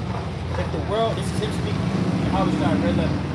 If the world hates you, ye know that it hated me before it hated you. If ye were of the world would love its own. But because ye are not of the world, but I have chosen you out of the world, therefore the world hated you. So the Lord has given us understanding that, look, when people try and come against you, they're not really coming against you. It's my spirit that you exude. That's what they're coming against. You know what I'm saying? Because we're nothing more than vessels that were given the wisdom through the spirit, through the mercy of Yahweh Ba'ashim to come and teach. And we carry that not only when we out here with the 12 tribe sign, but in our walk, in our day-to-day. When we have conversations one-on-one with somebody that we see in the grocery store, like, yo, bro, I know you tired of packing the shelves, brother. You know what I'm saying? You know, get that spirit, just drop those seeds. Because the scriptures say that the Lord is the one that increases. You know, we just plant the seed, the Lord do the watering. You know? Verse 20. Remember the word that I said unto you. The servant is not greater than his Lord. If they have persecuted me, they will also persecute you. If they have kept my saying, they will keep yours also. You know what I'm saying? So that's that defining line. You know, understanding that, look, we ain't greater than the Lord, so it ain't going to be no surprise, you know what I'm saying, for us to be on a watch list. The Lord was on watch list with the Romans. You know what I'm saying? And just like he said, if they hear me, as you heard, if they will listen to you, they're listening to him. You know what I'm saying? Because we're not coming out of our own interpretations, just coming out here winging it. No, this is spiritual. You know what I'm saying? The Spirit of the Lord is dealing with us, and we say that with humility. You know what I'm saying? To come out here and teach his word. You know what I'm saying? Because we're nothing more than vessels. You know what I'm saying? Nothing more than vessels. The Spirit that the Lord, the scriptures say that he could raise up rocks. You know what I'm saying? And that's humbling when you think about it, bro.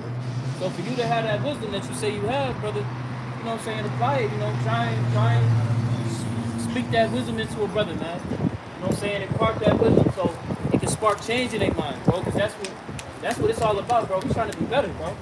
All these wacky, tacky ass, bugged out leadership that our people got to subscribe to, it's not enough positivity. It's not enough proper, righteous influences in the earth, man. I be trying with it.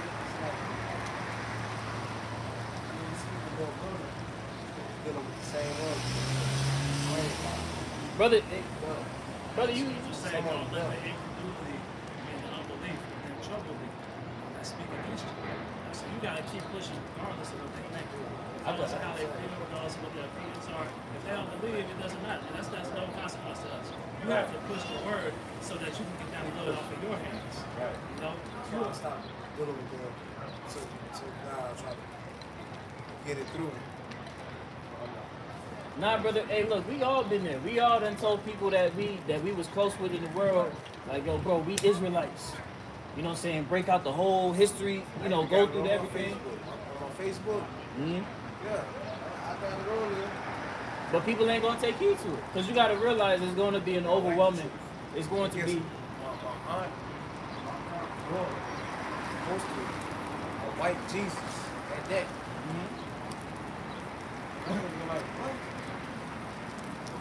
But that's because. And that's crazy. But she closer to where the knowledge is at. Exactly. And I'm looking like, she's serious? But you know that just shows our people are willfully ignorant, as the scriptures say. They're not just ignorant. They're willfully ignorant, because here it is, we in the age of information. You can pull up your phone. That's in the scriptures. You can pull up your phone right now. You can search up anything you want to, and you can literally ask on Google, what'd you say for comment? Is Jesus Christ a white man? And it will literally explain to you, no, he's not. It's actually this person. They defaced it due to iconoclasm during the Renaissance period, and they'll go into a whole history, because the truth is out here. That's why I say, like, when you have those conversations, you know, still have those conversations, brother. You know what I'm saying? Still tell people that they're Israelites. You know what I'm saying? You got the wisdom. Go out there and teach. You know what I'm saying? If you in the area, come and fellowship with brothers. You know what I'm saying? Like you say, you looking to be around. No, I got to give the brother the YouTube channel. You know what I'm saying? Because now is the time that, you know what I'm saying, you got to mind the company you keep. You know what I'm saying? Because you want to be around people that's going to be on that vibration of positivity and righteousness that you're trying to seek. You know what I'm saying? Because these people out here that are given over to the spiritual demon Satan, it tells you that in Ephesians 2:2, they were given over to that. They're children of disobedience. So they're not going to even want to deal with you on that spiritual tip. And then you may be like, damn, you might start to draw doubt into your psyche, like, damn, like, what am I doing wrong? You know what I'm saying? But to hell with them, man. You know what I'm saying? The scriptures say to work out your own salvation with fear and trembling. And how do you do so? You repent, you believe in the word, and you try to promote righteousness in your day-to-day walk. You exercise the scriptures. You know what I'm saying? To try and wake up another brother, another sister. You know what I'm saying? Whether they hear or forbear. You told them, blood off your hands. Get your piece up. You got one? Yeah, I was going to tell you, send this precept to your niece. Yeah, it's me. He's looking up. But you hearing the brother? Send this precept to your niece. Revelation 1, 13 through 15. 66 in the picture of the white Jesus. That explains what your house shall look like. Colors we got. This book of Revelation 1, in verse 13. And in the midst of the 7 candlesticks, one likened to the Son of Man, clothed with a garment down to the foot. See, he had a garment. Like we got him down to the foot. This is the attire that our forefathers said. And a girt about the paps with a golden girdle. Got those ruffles with those big belts. That's what he had on.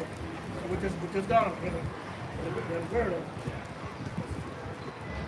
His head and his hairs were white like wool, and as white as snow, and his eyes were a flame of fire, and his feet are like refined brass that they burn in a furnace. See? His head was white like wool. And don't we have wool there? It was white. And his feet, and his eyes were like a flaming fire because he was white. You know, you take white, your eyes turn red. The white ball turn red. And his feet were like this fine brass. What color is brass? This is color brass. Now, if you burn brass, you'll see some of these dog-skinned brothers, real dogs, with white hair, red, Wesley Snipes, Isaac Hayes. And his feet like the fine brass that burned in a furnace, and his voice as the sound of many waters, and he was loud. Lord. He's an austere man. They're trying to tell you that they're trying to prop up this image of Sweet Jesus. Oh. Here.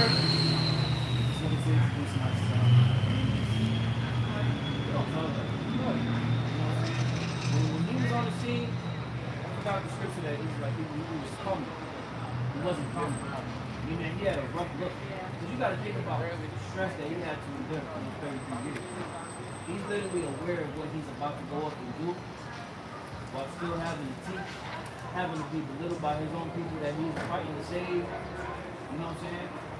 So the vibration, like the way how he was doing his thing, the way how he came, the world they have a misconception of what the world was really about. You know what I'm saying? And that's again why when we come out and we teach our people of who they are, just like how they rejected him, they reject us. They reject us too. They really rejected him. It's the origin. That's what it's like. We were speaking with a young brother earlier. It's your legacy. We talking about when you look at how they present history to you in America, they're gonna tell you probably go back like 400, 500 years, and then it stops. You know what I'm saying? They'll tell you come from a continent. Since when did we start labeling a nationality a continent? We come back from Africa. There's a lot of nations in Africa. Which one? Because some of those nations in Africa helped put our people into slavery. Like y'all seen the movie The Woman King? Did y'all hear about that? It's the It's another one too. I'm not familiar with that film. I quoted Woman King recently because you had I ain't never seen that. it came out recently. You had Viola Davis. Amstead, something like that. I'm gonna start.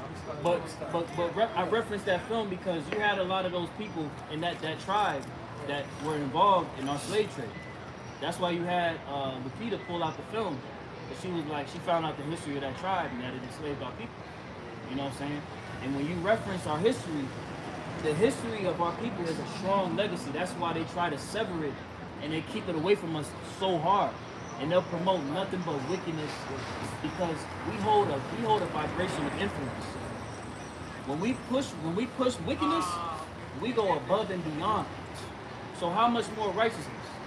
If we were to establish and understand our heritage and we come back into it in sincerity, we're talking about a vibration that's going to turn the world upside down. And that's what's happening in real time. Really right side up. Right side up. Because the world is turned upside down under the guidance that's operating in the world today, the so-called white man, whose biblical nationality is Esau. You go to the Bible, you see Esau, the Edomites, come out the way. They still here.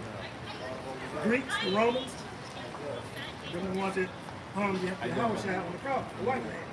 They went around and changed everybody's names and had their different. So you want to know who they are? You want to know who the damn devil is? It's all in scripture. How you doing, You're brother? not like me, though. Bob, you trying to give us a little bit more than mine. Yeah, I don't know if you don't mind me asking. But we're Hebrew Israelites. Okay. Hebrew Israelites. Yup. When you The look people at of the Bible, the people Moses led out of Egypt, that was us. Right. It was all these tribes. well, we're trying to tell our people of who they are and tell them to repent and to believe in this word, because they subscribe to all these various denominations, but they can't find rest in it, because everything that they latch into is underneath a vibration that they're not. It's like when you think about coding. If you have one code and it's specific to another, unless those two plug in, it's never going to equal. It's never going to do its true service. And that's how it is for these people on this sign. When they turned away from serving the Lord, we went batshit crazy. That's why you look around and you see our people in the state of the world they are right now. It's not coincidental. It's because they turned away from the Lord. Grab Jeremiah 6:16. We grab that and then whole second Ezra, yeah. Whole second Ezra is 1. Yeah, get that too. Matter of fact, get the rule first. Get the rule first and then grab Jeremiah. This is Baruch chapter 4 and verse 6. Ye were sold to the nations, not for your destruction, because you moved the Most High to wrath. Right, we moved the Most High to wrath by way of us sinning against Him. Like how we were speaking about earlier about how the relationship of a woman and a man is supposed to be patterned. It's supposed to be a helpmate. And with us, the scriptures speak about Israel being a comely and delicate woman to the Lord. And when we went out and we were serving other gods, that's pretty much like you looking at your woman dealing with another man. So you like, put her away. That's why the scriptures we went into the bill of divorcement. The Lord put us away because we were going against what He told us to do, right? And He sold us into slavery. Because when you read in Deuteronomy, the 28th chapter, He lists a whole series of curses that would come upon us if we were to break the covenant that we had established with Him through our forefathers Abraham, Isaac, and Jacob. By us breaking it, it pretty much put us into the position of where those curses last unto us. And we were sold into slavery. Keep reading. Ye moved the Most High to wrath. Ye were delivered unto the enemies. We were delivered unto our enemies. We were sold into the hands of our enemies, the so-called white man, who biblically his nationality is Esau Edom. When you look into the origins of Esau Edom and our forefather, our progenitor Jacob, they were always at odds. Because Esau was the firstborn. He was technically supposed to be the one that did to receive the inheritance because the firstborn takes that. But the Spirit had it to where Jacob would go on to receive it. And Esau, when his father Isaac was on his deathbed, he swore to kill his brother. And that's carried on generation to generation to generation. And it's a deep, that's why when you see the hatred and disdain that those people have for these people on this side, it's not coincidental. Like it's spiritual. It's a deep-rooted hatred that they have towards us, because somewhere in them, it's like a regress towards us. Like, you took my birthright. You took my ability to govern the earth. But they really, as you see on the way how the world moving right now, we see they really not fit to. You see what I'm saying? Oh yeah. It's in the enemies are. You read Deuteronomy 28:6. Deuteronomy chapter 28, verse 68.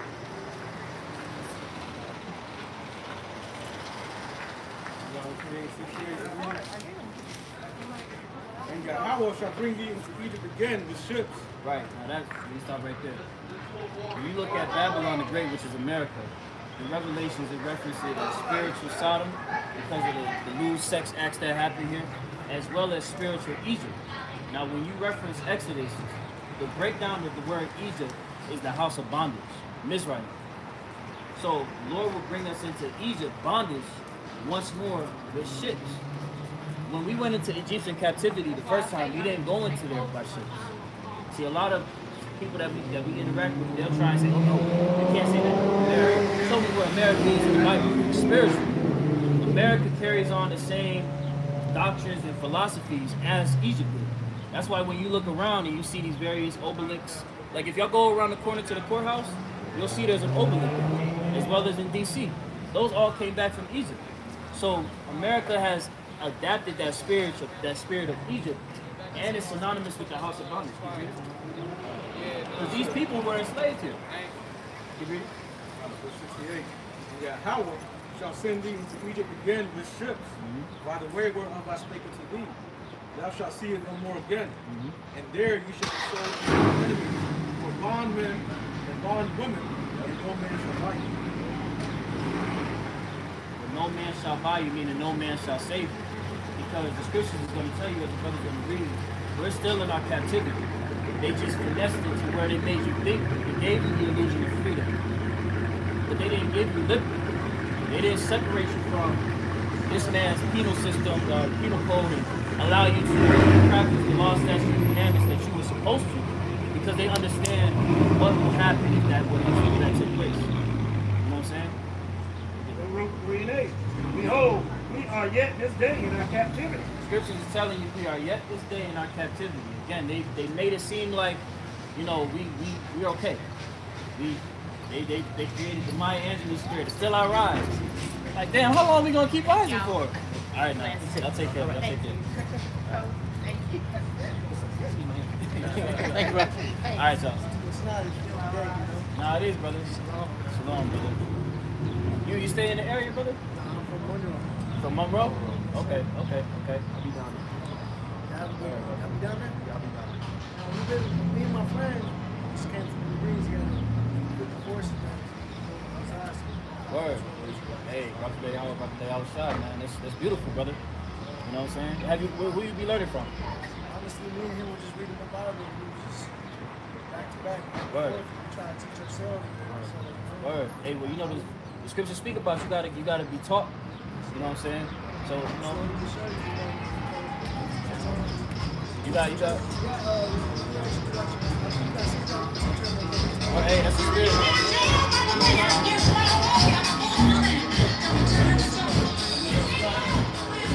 Right brother right there.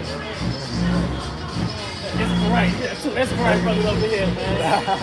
You know, it's a beautiful thing, brother. You know what I'm saying? So hey man, just keep on in the faith, brother. Keep watching the videos, brother. Keep in the faith. Y'all, hey, like that brother just said, man, tell your people. Tell your people. Hey, tell your whole family, man. You know, hey, whether they hear or forbear, bro. The devil will separate us. Whether they hear or forbear, bro, just put that vibration of righteousness out there, man. That's what we need to see. We gotta be better, bro.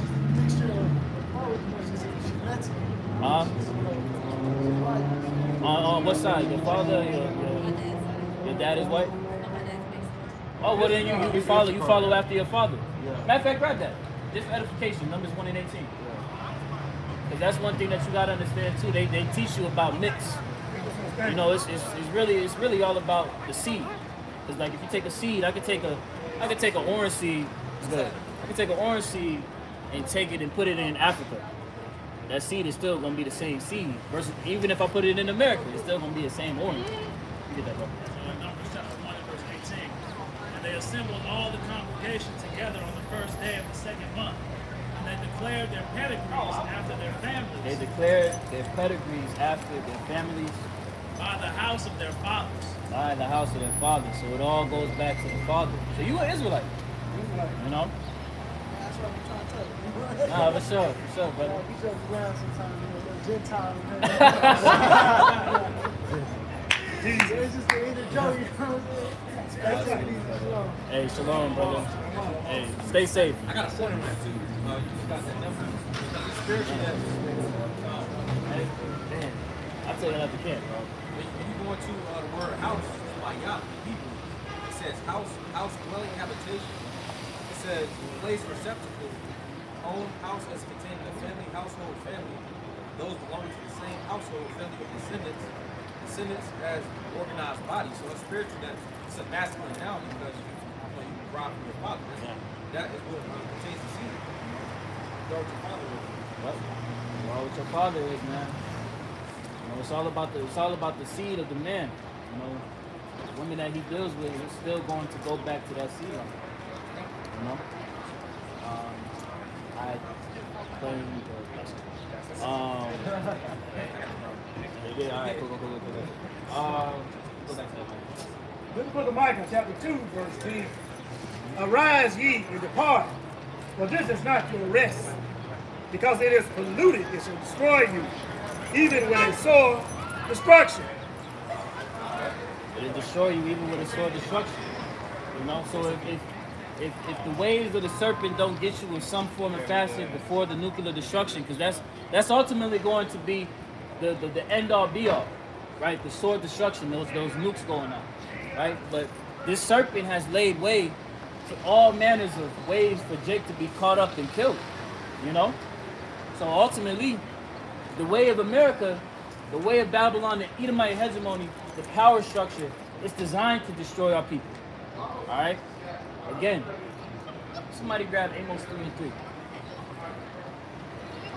You know?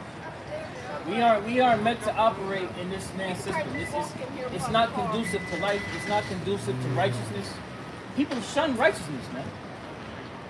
They'll look at you like you got 3 heads if you try and say anything promoting righteousness or exalting the name of the Lord and his son. Acknowledging yourself to be a Hebrew Israelite. Hey, shalom, brother. This truth is out here, man. This knowledge the scriptures say has reached the 4 corners of the earth, the world, man. In the book of Amos, chapter 3 and verse 3. Can 2 walk together except they be agreed? Right. Can 2 walk together except they be in agreement? Right? And we're not trying to be in agreement with Esau, Edom. Hold Isaiah 10 and 20.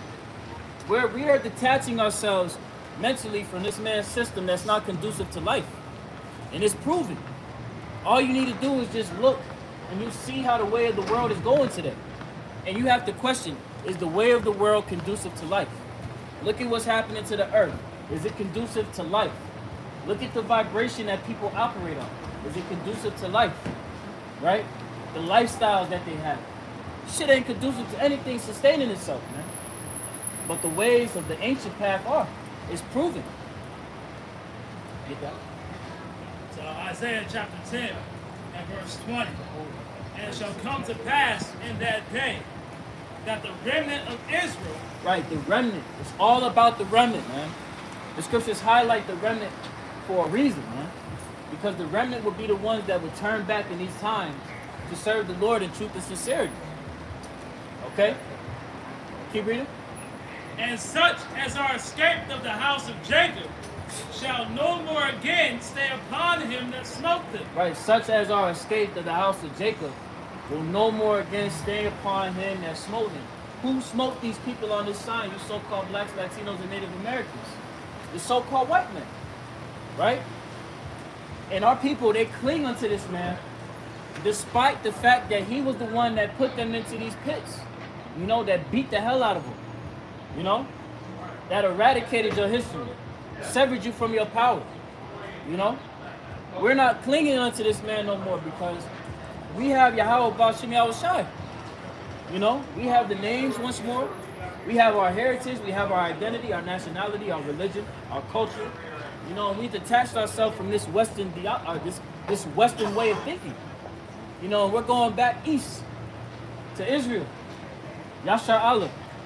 You know, acknowledging our legacy and forwarding that. You know? Going back to that Micah 2:10, rise ye and depart. Depart from the ways of Babylon the Great. Separating ourselves from the ways that have engendered death in our society. The death of our people, chief. As us being a holy people, we're being made separate through the spirit and power of Allah.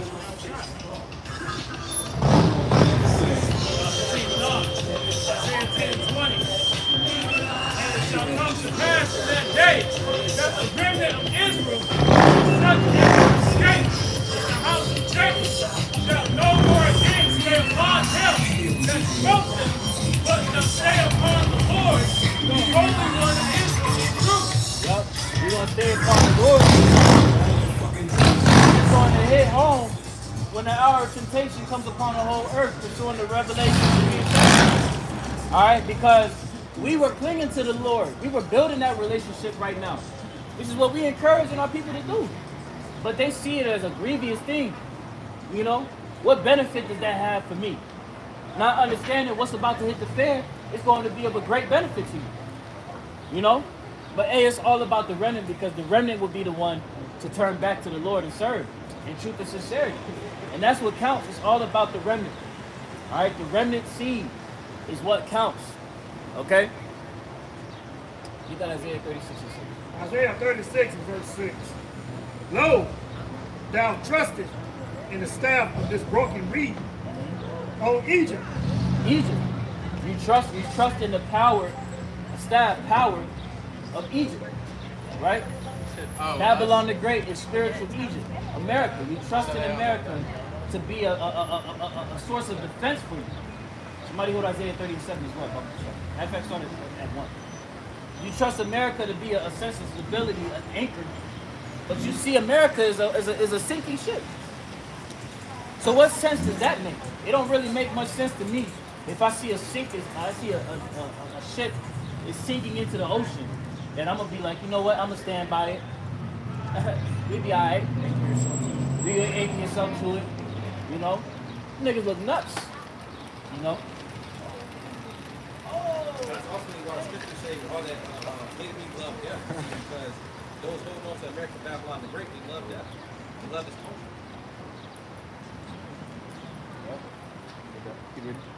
Whereon if a man lean, it will go into his hand, and it pierce it. Right. So you're leaning on this broken reed, and it's going to pierce your hand ultimately. Right? You got YouTube? Look up Great Millstone on YouTube.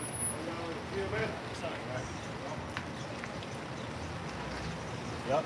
Yeah, that broken reed is going to pierce through the hand, and ultimately it's going to pierce your skin. Ultimately, they're gonna want to use that implantable device, the MOTV, to put inside of your body.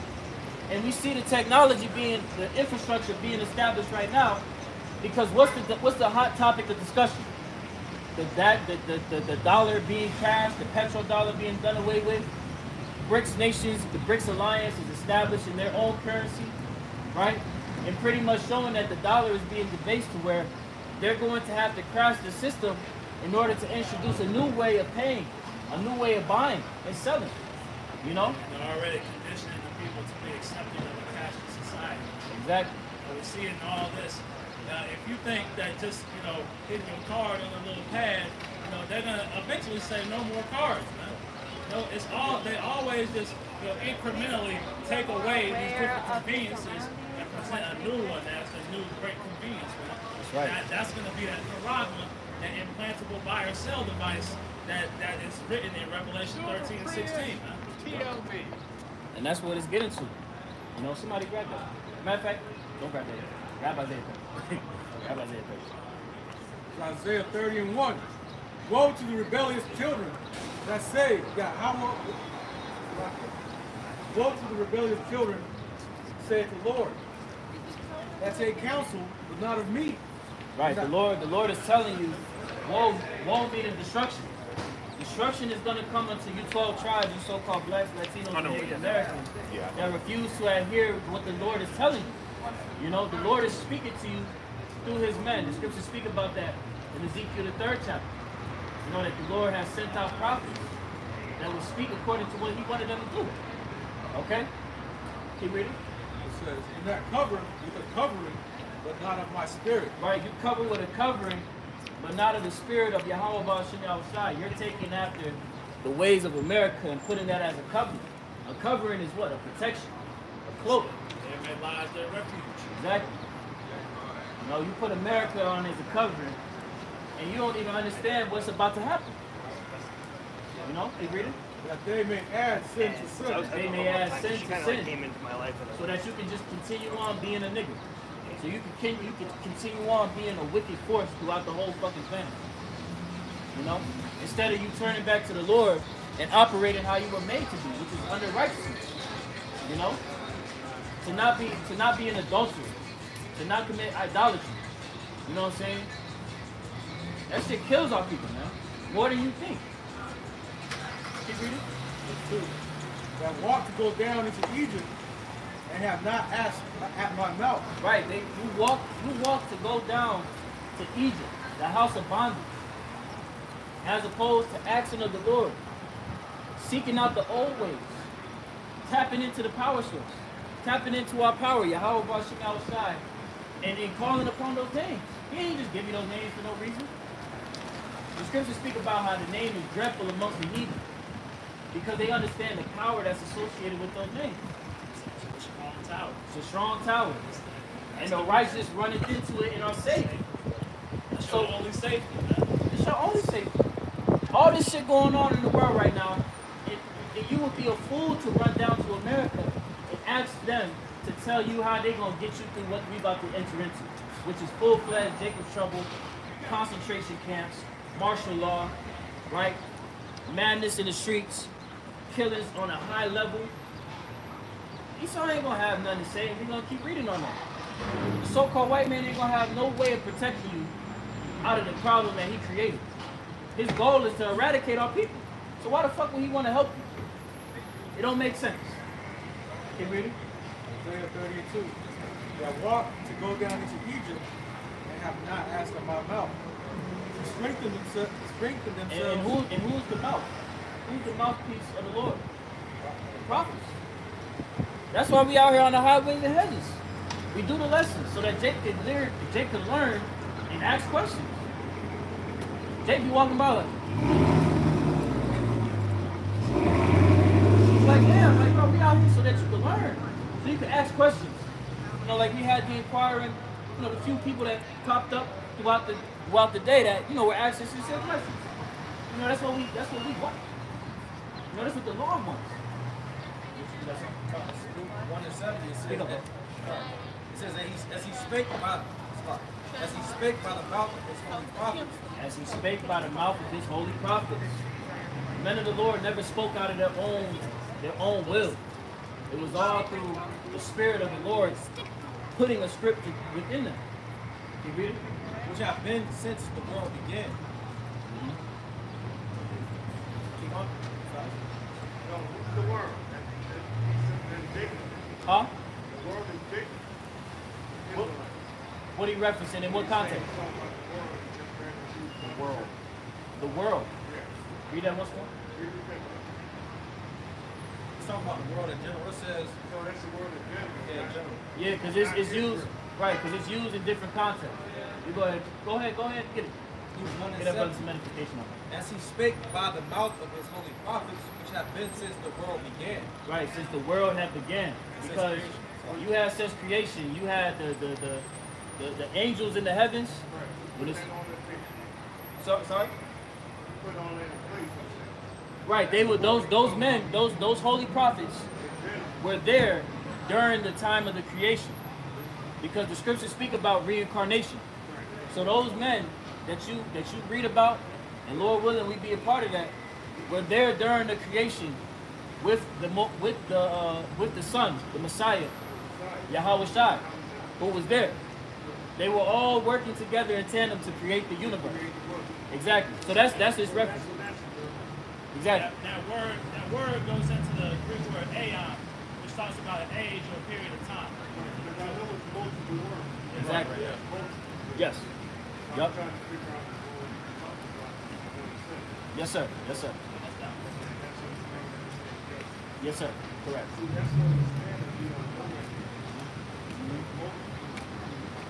But see, that's what it takes, though. Doing what you just did, that take you a long way, and that's what we want, bro. Ask a question. So that's why people get mixed up in John 3:16. They don't know what world talking. Yeah, they think talk about everybody. Cállate. Oh, yeah.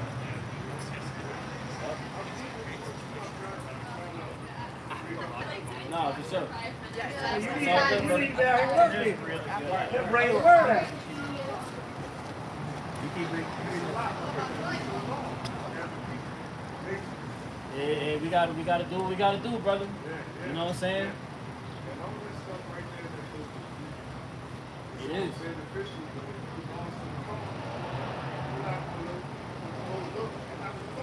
But see, that's why it's important. The scriptures speak about, you know, as newborn babes desiring the sincere milk.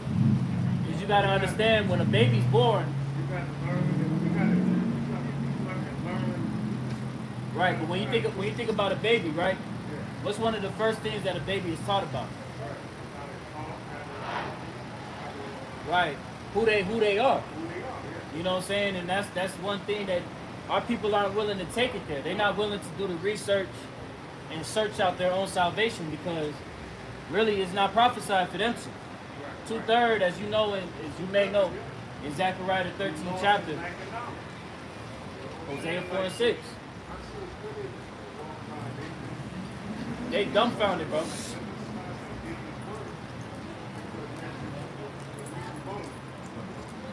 Exactly. That's why I stopped because I knew what was going on. I don't know. Friendly, there's a lot of stuff that is bitter because so we lost to the fact that this is about customers. They don't know their legacy. Yeah, They don't know their legacy.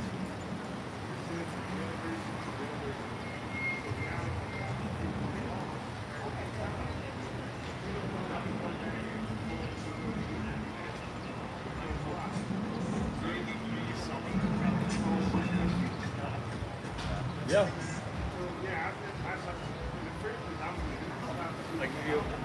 No, for sure.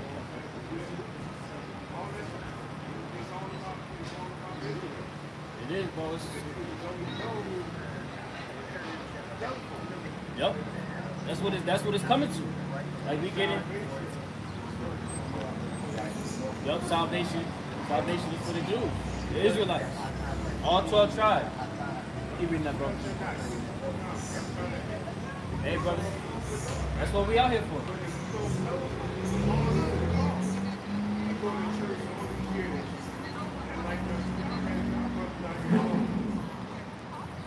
Certain stuff and they've been in there 60 years, he ain't never heard this scripture. Yep. So what is the church doing for you? They get paid to lead you astray. Yep.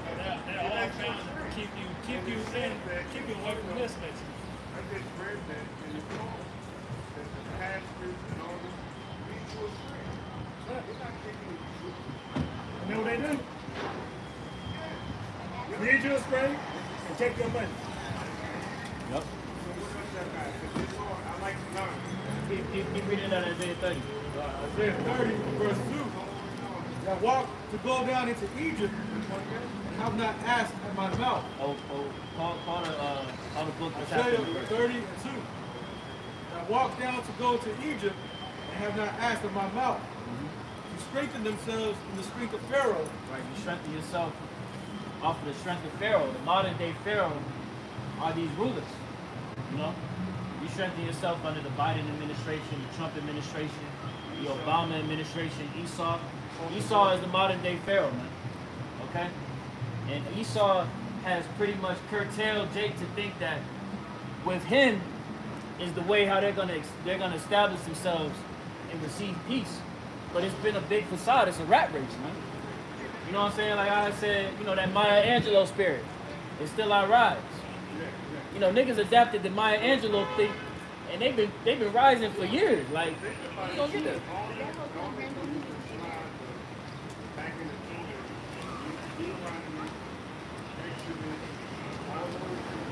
Right.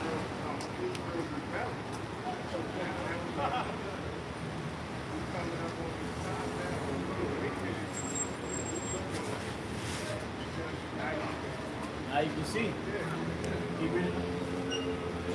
Isaiah 32. Latter part. Trust in the shadow of Egypt. Therefore shall the strength of Pharaoh be your shame, and the trust of the shadow of Egypt your confusion. For his princes were at Zoan, and his ambassadors came to Haman. They were all ashamed of a people that could not profit them, nor be a help nor profit, but a shame and also a reproach. The burden of the beasts of the south, into the land of trouble and anguish, from whence come the young and old lion, the viper, and fierce flying serpent.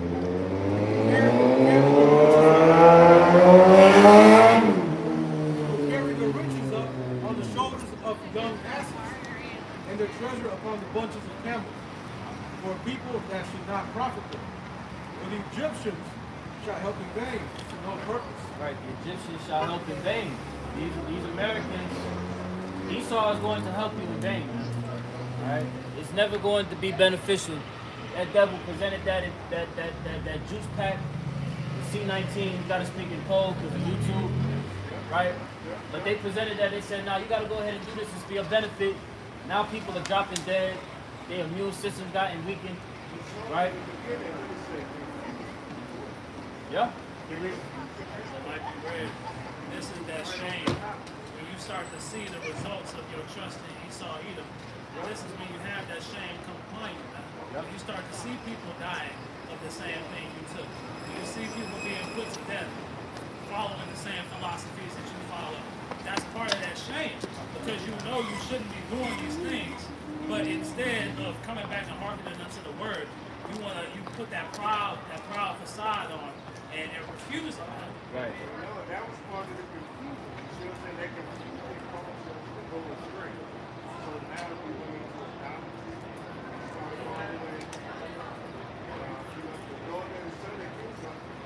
You know that people do the street work. We started following the same other God.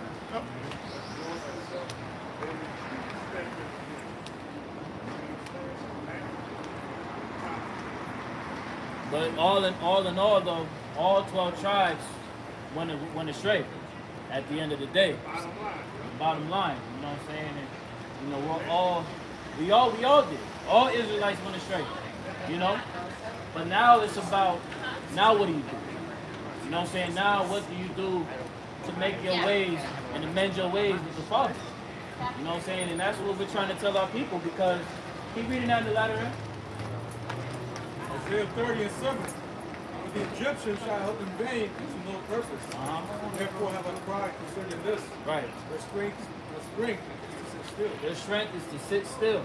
So as we see everything that's going on, these devils ain't going to be of no help to our people. But yet these people are the ones that our people will run to for help. As soon as shit go left, they go right to them. But when this time happens, when this whole society crashes, he ain't gonna be there to help you. Cause hey, we gonna see that real Edomite spirit come back out.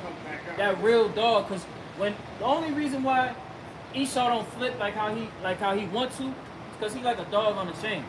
Like he's not gonna go ape shit crazy because of the way how the law of the land is established. And, you know, it's certain things that he just can't do. But the Lord is gonna put that spirit, that old school Edomite spirit, to ravage the hell out of our people. And they not gonna be able to help, man. They gonna be looking at that nigga like, man, you fool for me. Example, look at what happened when we had that hurricane in Houston, right? You had Joel Osteen with a whole mega church, and you got Jake banging at the door, but nobody can get in, man. And his strength is what? To sit still. He's not gonna help you in your time of need. All these people are paying him all this money to go to this church and worship fake white man Jesus. But then it's not going to profit them of nothing, man. And there were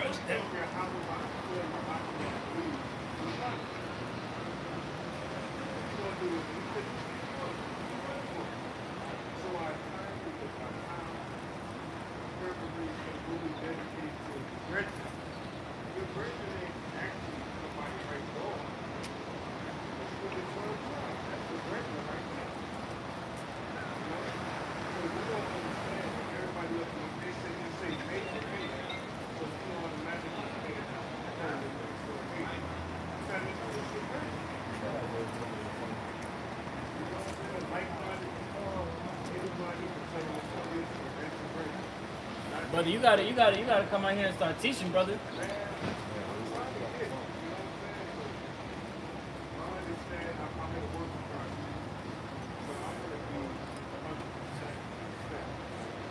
Respect that.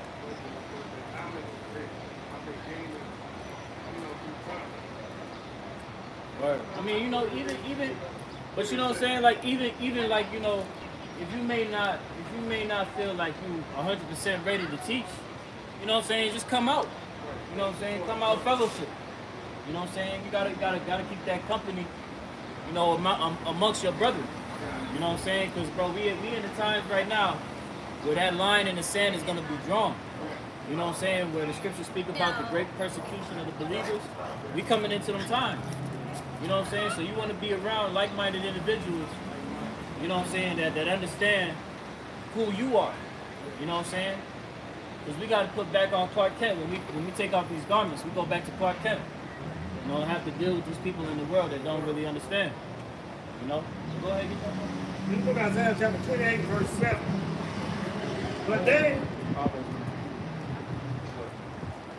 But they also have erred through wine and through strong drink are out of the way.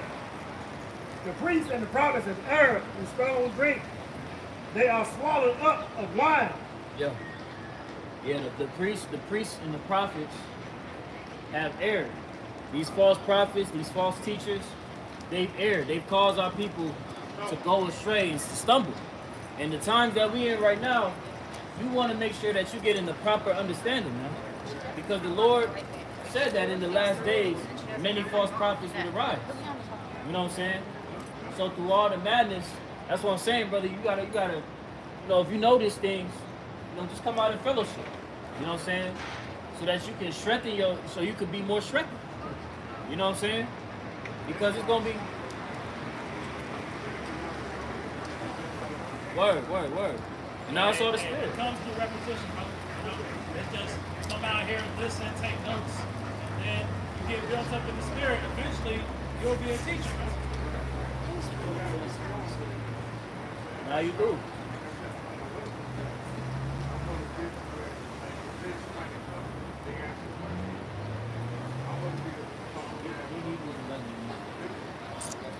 But you gotta understand. You gotta understand, brother. Coming out here, it's a step of faith. You know what I'm saying? Because none of us brothers, we're 100%, you know, elite teachers. You know what I'm saying? I wouldn't even say we're not elite teachers. You know what I'm saying? But you know, when you come out, it takes a leap of faith, and the Lord will increase you for that because He likes to see that. You know? Go ahead, get that, bro. Yahweh Ba'ashem Yahushai. Through Yahweh Shai, who's our mediator to the Heavenly Father, we get that power.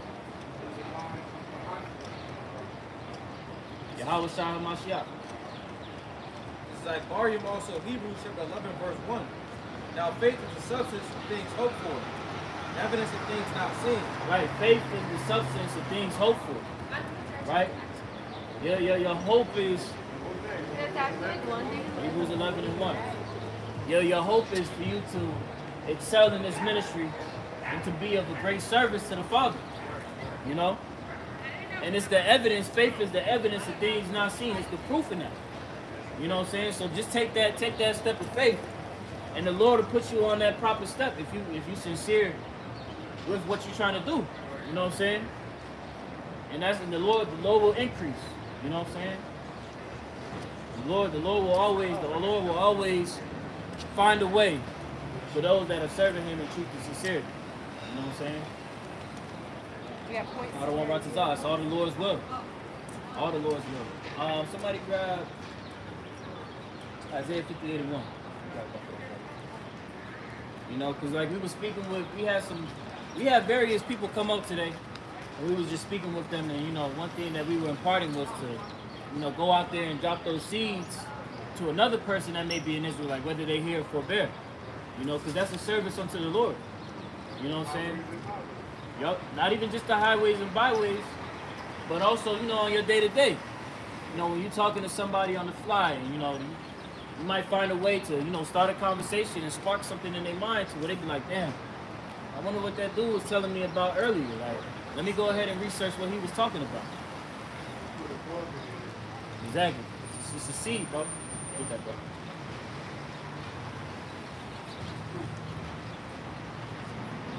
Isaiah 58:1. So Isaiah 58, verse 1. Cry aloud, spare not. Lift up thy voice like a trumpet, and show my people their transgression, and the house of Jacob their sins. Right, so if you know where our people lack, we got to aid in that. You know what I'm saying? Because we talking about building the spiritual temple of David once more. You know what I'm saying? And we need all hands on deck, bro. You gotta have that type of psyche, like, yo, bro, I'm tired of living in this bitch. Let me do what need be done. You know what I'm saying? By going out and letting your people know what it is. You know what I'm saying? Cause you. So Jacob, help me understand. Jacob, that's Israel, but that would be the subject Israel. So you have the nation of Israel. At the time of, after the reign of King Solomon, you had the split between the southern and the northern kingdom, but they were Israel. What you have Shalom. What you have oftentimes mentioned is Jerusalem, right? Jerusalem, and they'll say Samaria. Jerusalem was the capital of the southern kingdom. Samaria was the capital of the northern kingdom. And then they'll sometimes reference Israel as being Israel, and then they'll say Ephraim. Or they'll say that's the northern, that's the head tribe of the northern kingdom. So they'll sometimes say Israel and Judah. Because right. And they'll say Israel. At times you just gotta understand the context in which it's being read. You know what I'm saying? That's what I'm trying to get the concept. But when, like you said, if you read it here, you try to break down the this represents the northern and southern kingdom. Right. Yep, it's happening right now. You know, that's the two sticks. The two sticks, the sign, to tell our people who they are. You know, because our people have really been discontinued from their heritage to where you tell most people, I mean, most people now have a sense of understanding of who the Israelites are, but there's still people out there that don't understand the true legacy attached to being an Israelite. They think of this as just like a fad or like a cult or something like that. Like, no, this is like the actual, your identity. You know? Yep. A lot of people say, Mashiach talked to everybody. He talked to the Jews. He said he went to the synagogue where the Jews resided. So he talked to the Jews. You could Benjamin and Levi. You know what I'm saying? They got the top of the Yep. But all tribes will receive the gospel. You know? Because even with the ministry, when it was preached unto the Gentiles, those that had fell away from their heritage, they were tribes that pretty much like got discontinued. Mm-hmm. Right. Exactly. It's John chapter 10, verse 16. And other sheep I have, which are not of this fold, them also I must bring, and they shall hear my voice, and there shall be one fold and one shepherd. She sat next to me, and like one day she was like, "What are you doing for spring break?" And I was like, He was talking to the Jews, Judah, Benjamin, and Levi that were in Rome. But also he was speaking here of the northern kingdom, man. You know, he would eventually make his way to speak to the northern kingdom tribes. You know, and there were also northern kingdom members that were intermingled amongst the Jews during that time.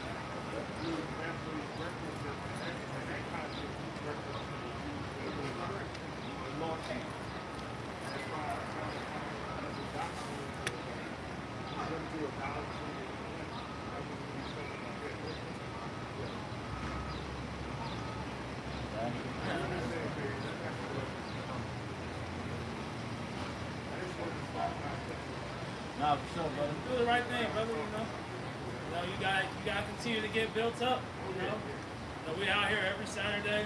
We out here every Wednesday. You know, so if you got the time, just come by.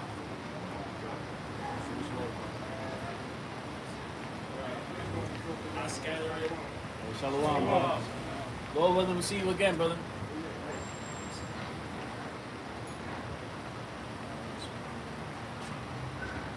This is 1 Corinthians chapter 3 and verse 6.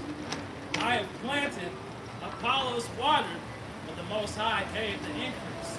So us being out here, we're throwing no seeds out, man. We're just scattering the seeds out. And then the Lord is going to allow that the wisdom, knowledge, and understanding to water those seeds that he chooses to be those right seeds, man. And then the growth is going to come through his spirit, man. You know, some are going to grow faster than others. Some won't grow at all, right? But the growth comes through Yahweh Hashem Yahweh Shai. That's why it's pertinent. You know, it's of utmost importance to stay close to Yahweh Hashem Yahweh Shai so you can take part in that growth, man. But that's the only way you're going to be able to receive that growth. If not, I got a parable. Because you made mention of seeds. This is Matthew chapter 13 and verse 17. For verily I say unto you, that many prophets and righteous men have desired to see those things which ye see, and have not heard, and have not seen them. Okay? So this truth wasn't going to be made manifest unto everyone. This truth will be made manifest into a small remnant in these times. Continuing on. And to hear those things which you hear and have not heard them. Okay? So this truth, again, is not made manifest unto the world. It's only made manifest unto a small remnant of people who in these times will return back to the Lord and serve him in truth and sincerity according to biblical prophecy. Small sanctuary. Come. Matthew 13 and 18. Hear ye therefore the parable of the sower. When anyone heareth the word of the kingdom, and understandeth it not, then cometh the wicked one, and catcheth away that which was sown in his heart. This is he which received seed by the wayside. So you'll have people that'll try and come up to hear the truth, and then somebody will try and sidetrack them to try and to shake their belief. Huh? Yeah, Esau was gonna do that. Esau's gonna do, but some of our own people do that too. You know? Some of our own people will do that too.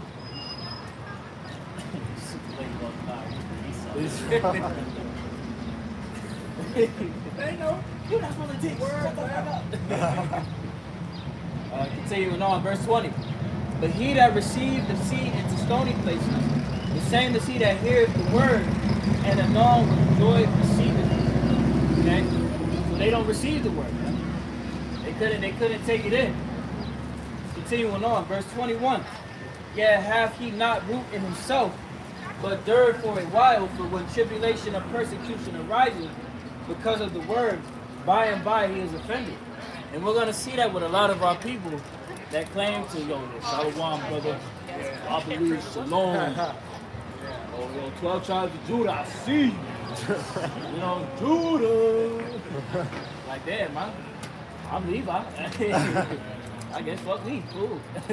But, not joking, but a lot of our people that claim to believe, hey, they're going to get tested. You know what I'm saying? They're going to be proved. It's going to be proven who are the believers and who aren't in these times. Continuing on. Hey, what they say, you see that a lot of these athletes and entertainers, man. They've heard the truth. They've come in and inquired. But what happens, man? The cares of this life start to pull them away, man. They start to have things taken away, and they can't take it, man. They're used to being in comforts, man. So when this word makes you uncomfortable, then people start to, shy away and step back. And like the brother said, the ultimate test is going to come when these persecutions arise, man. When the world comes against you, man. When the people hate you, when you're not used to having everybody, in the world against you, then that's when your true faith is going to be tested. And like Scripture say, if thou faint in the day of adversity, thou strength is small, man. Meaning your faith. So you have to continue to pray for more faith in the Lord to increase your faith, man. Because it's going to get tried, it's going to get tested, even more than we realize. That's right. Continuing on, verse 22.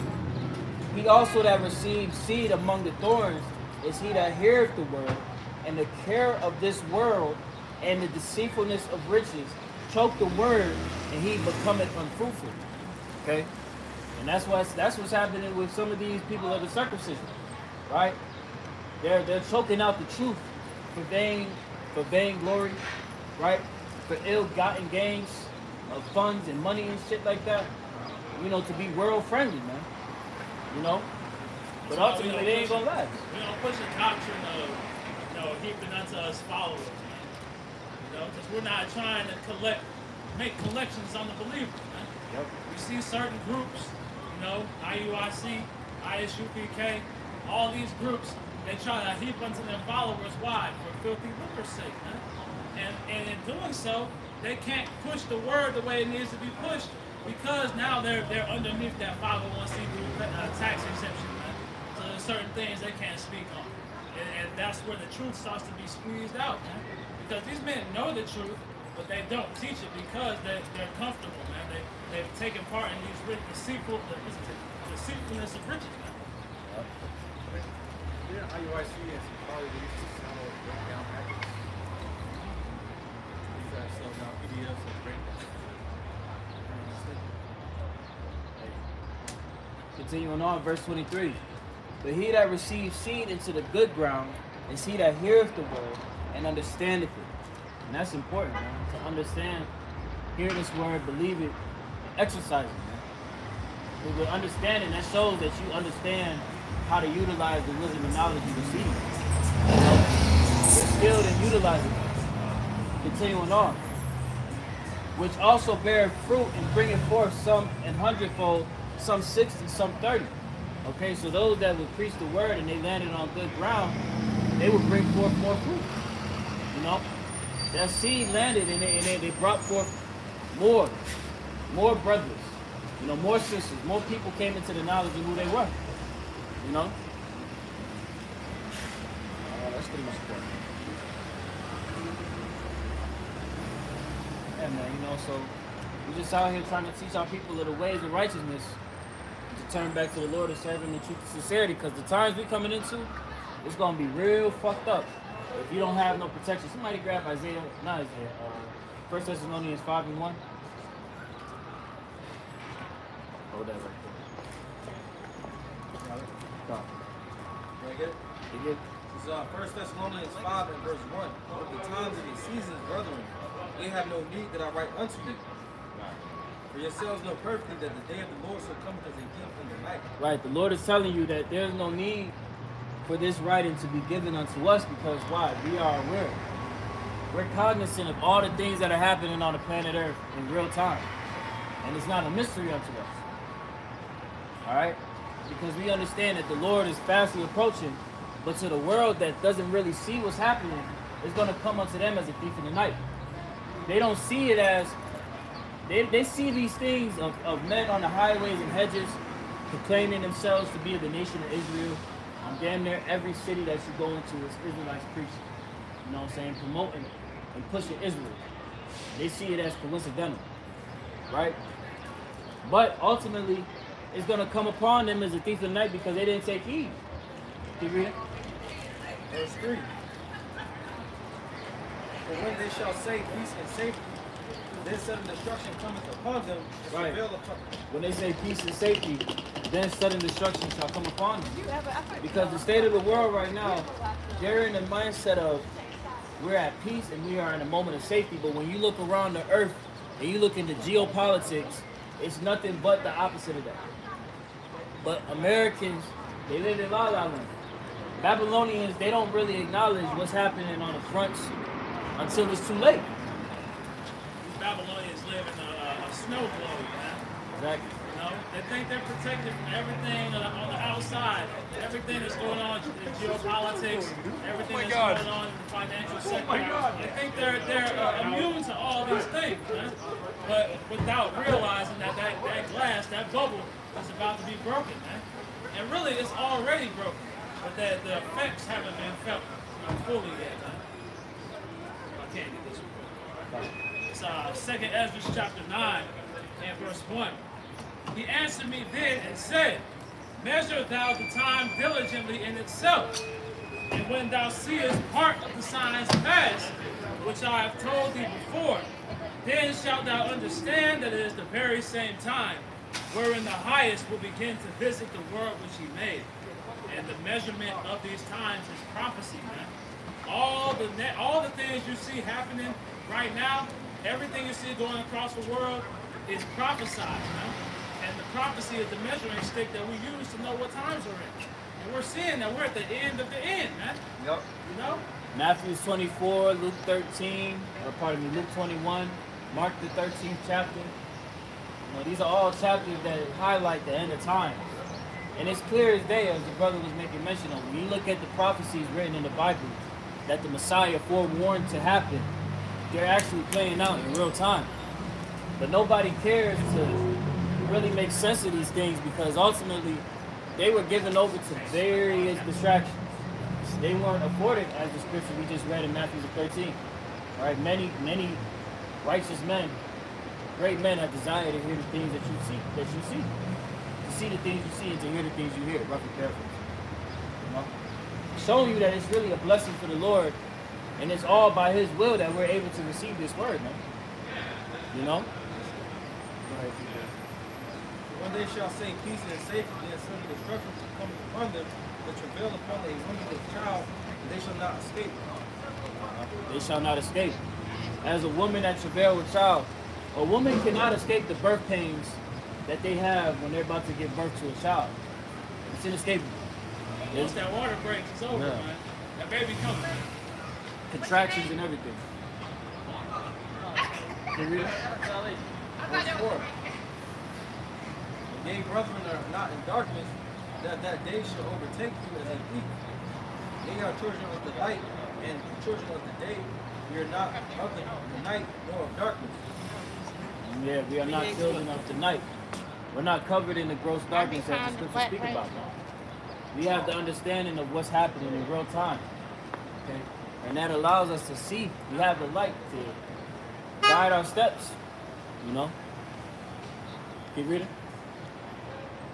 Therefore let us not sleep as do others, but let us watch and be sober.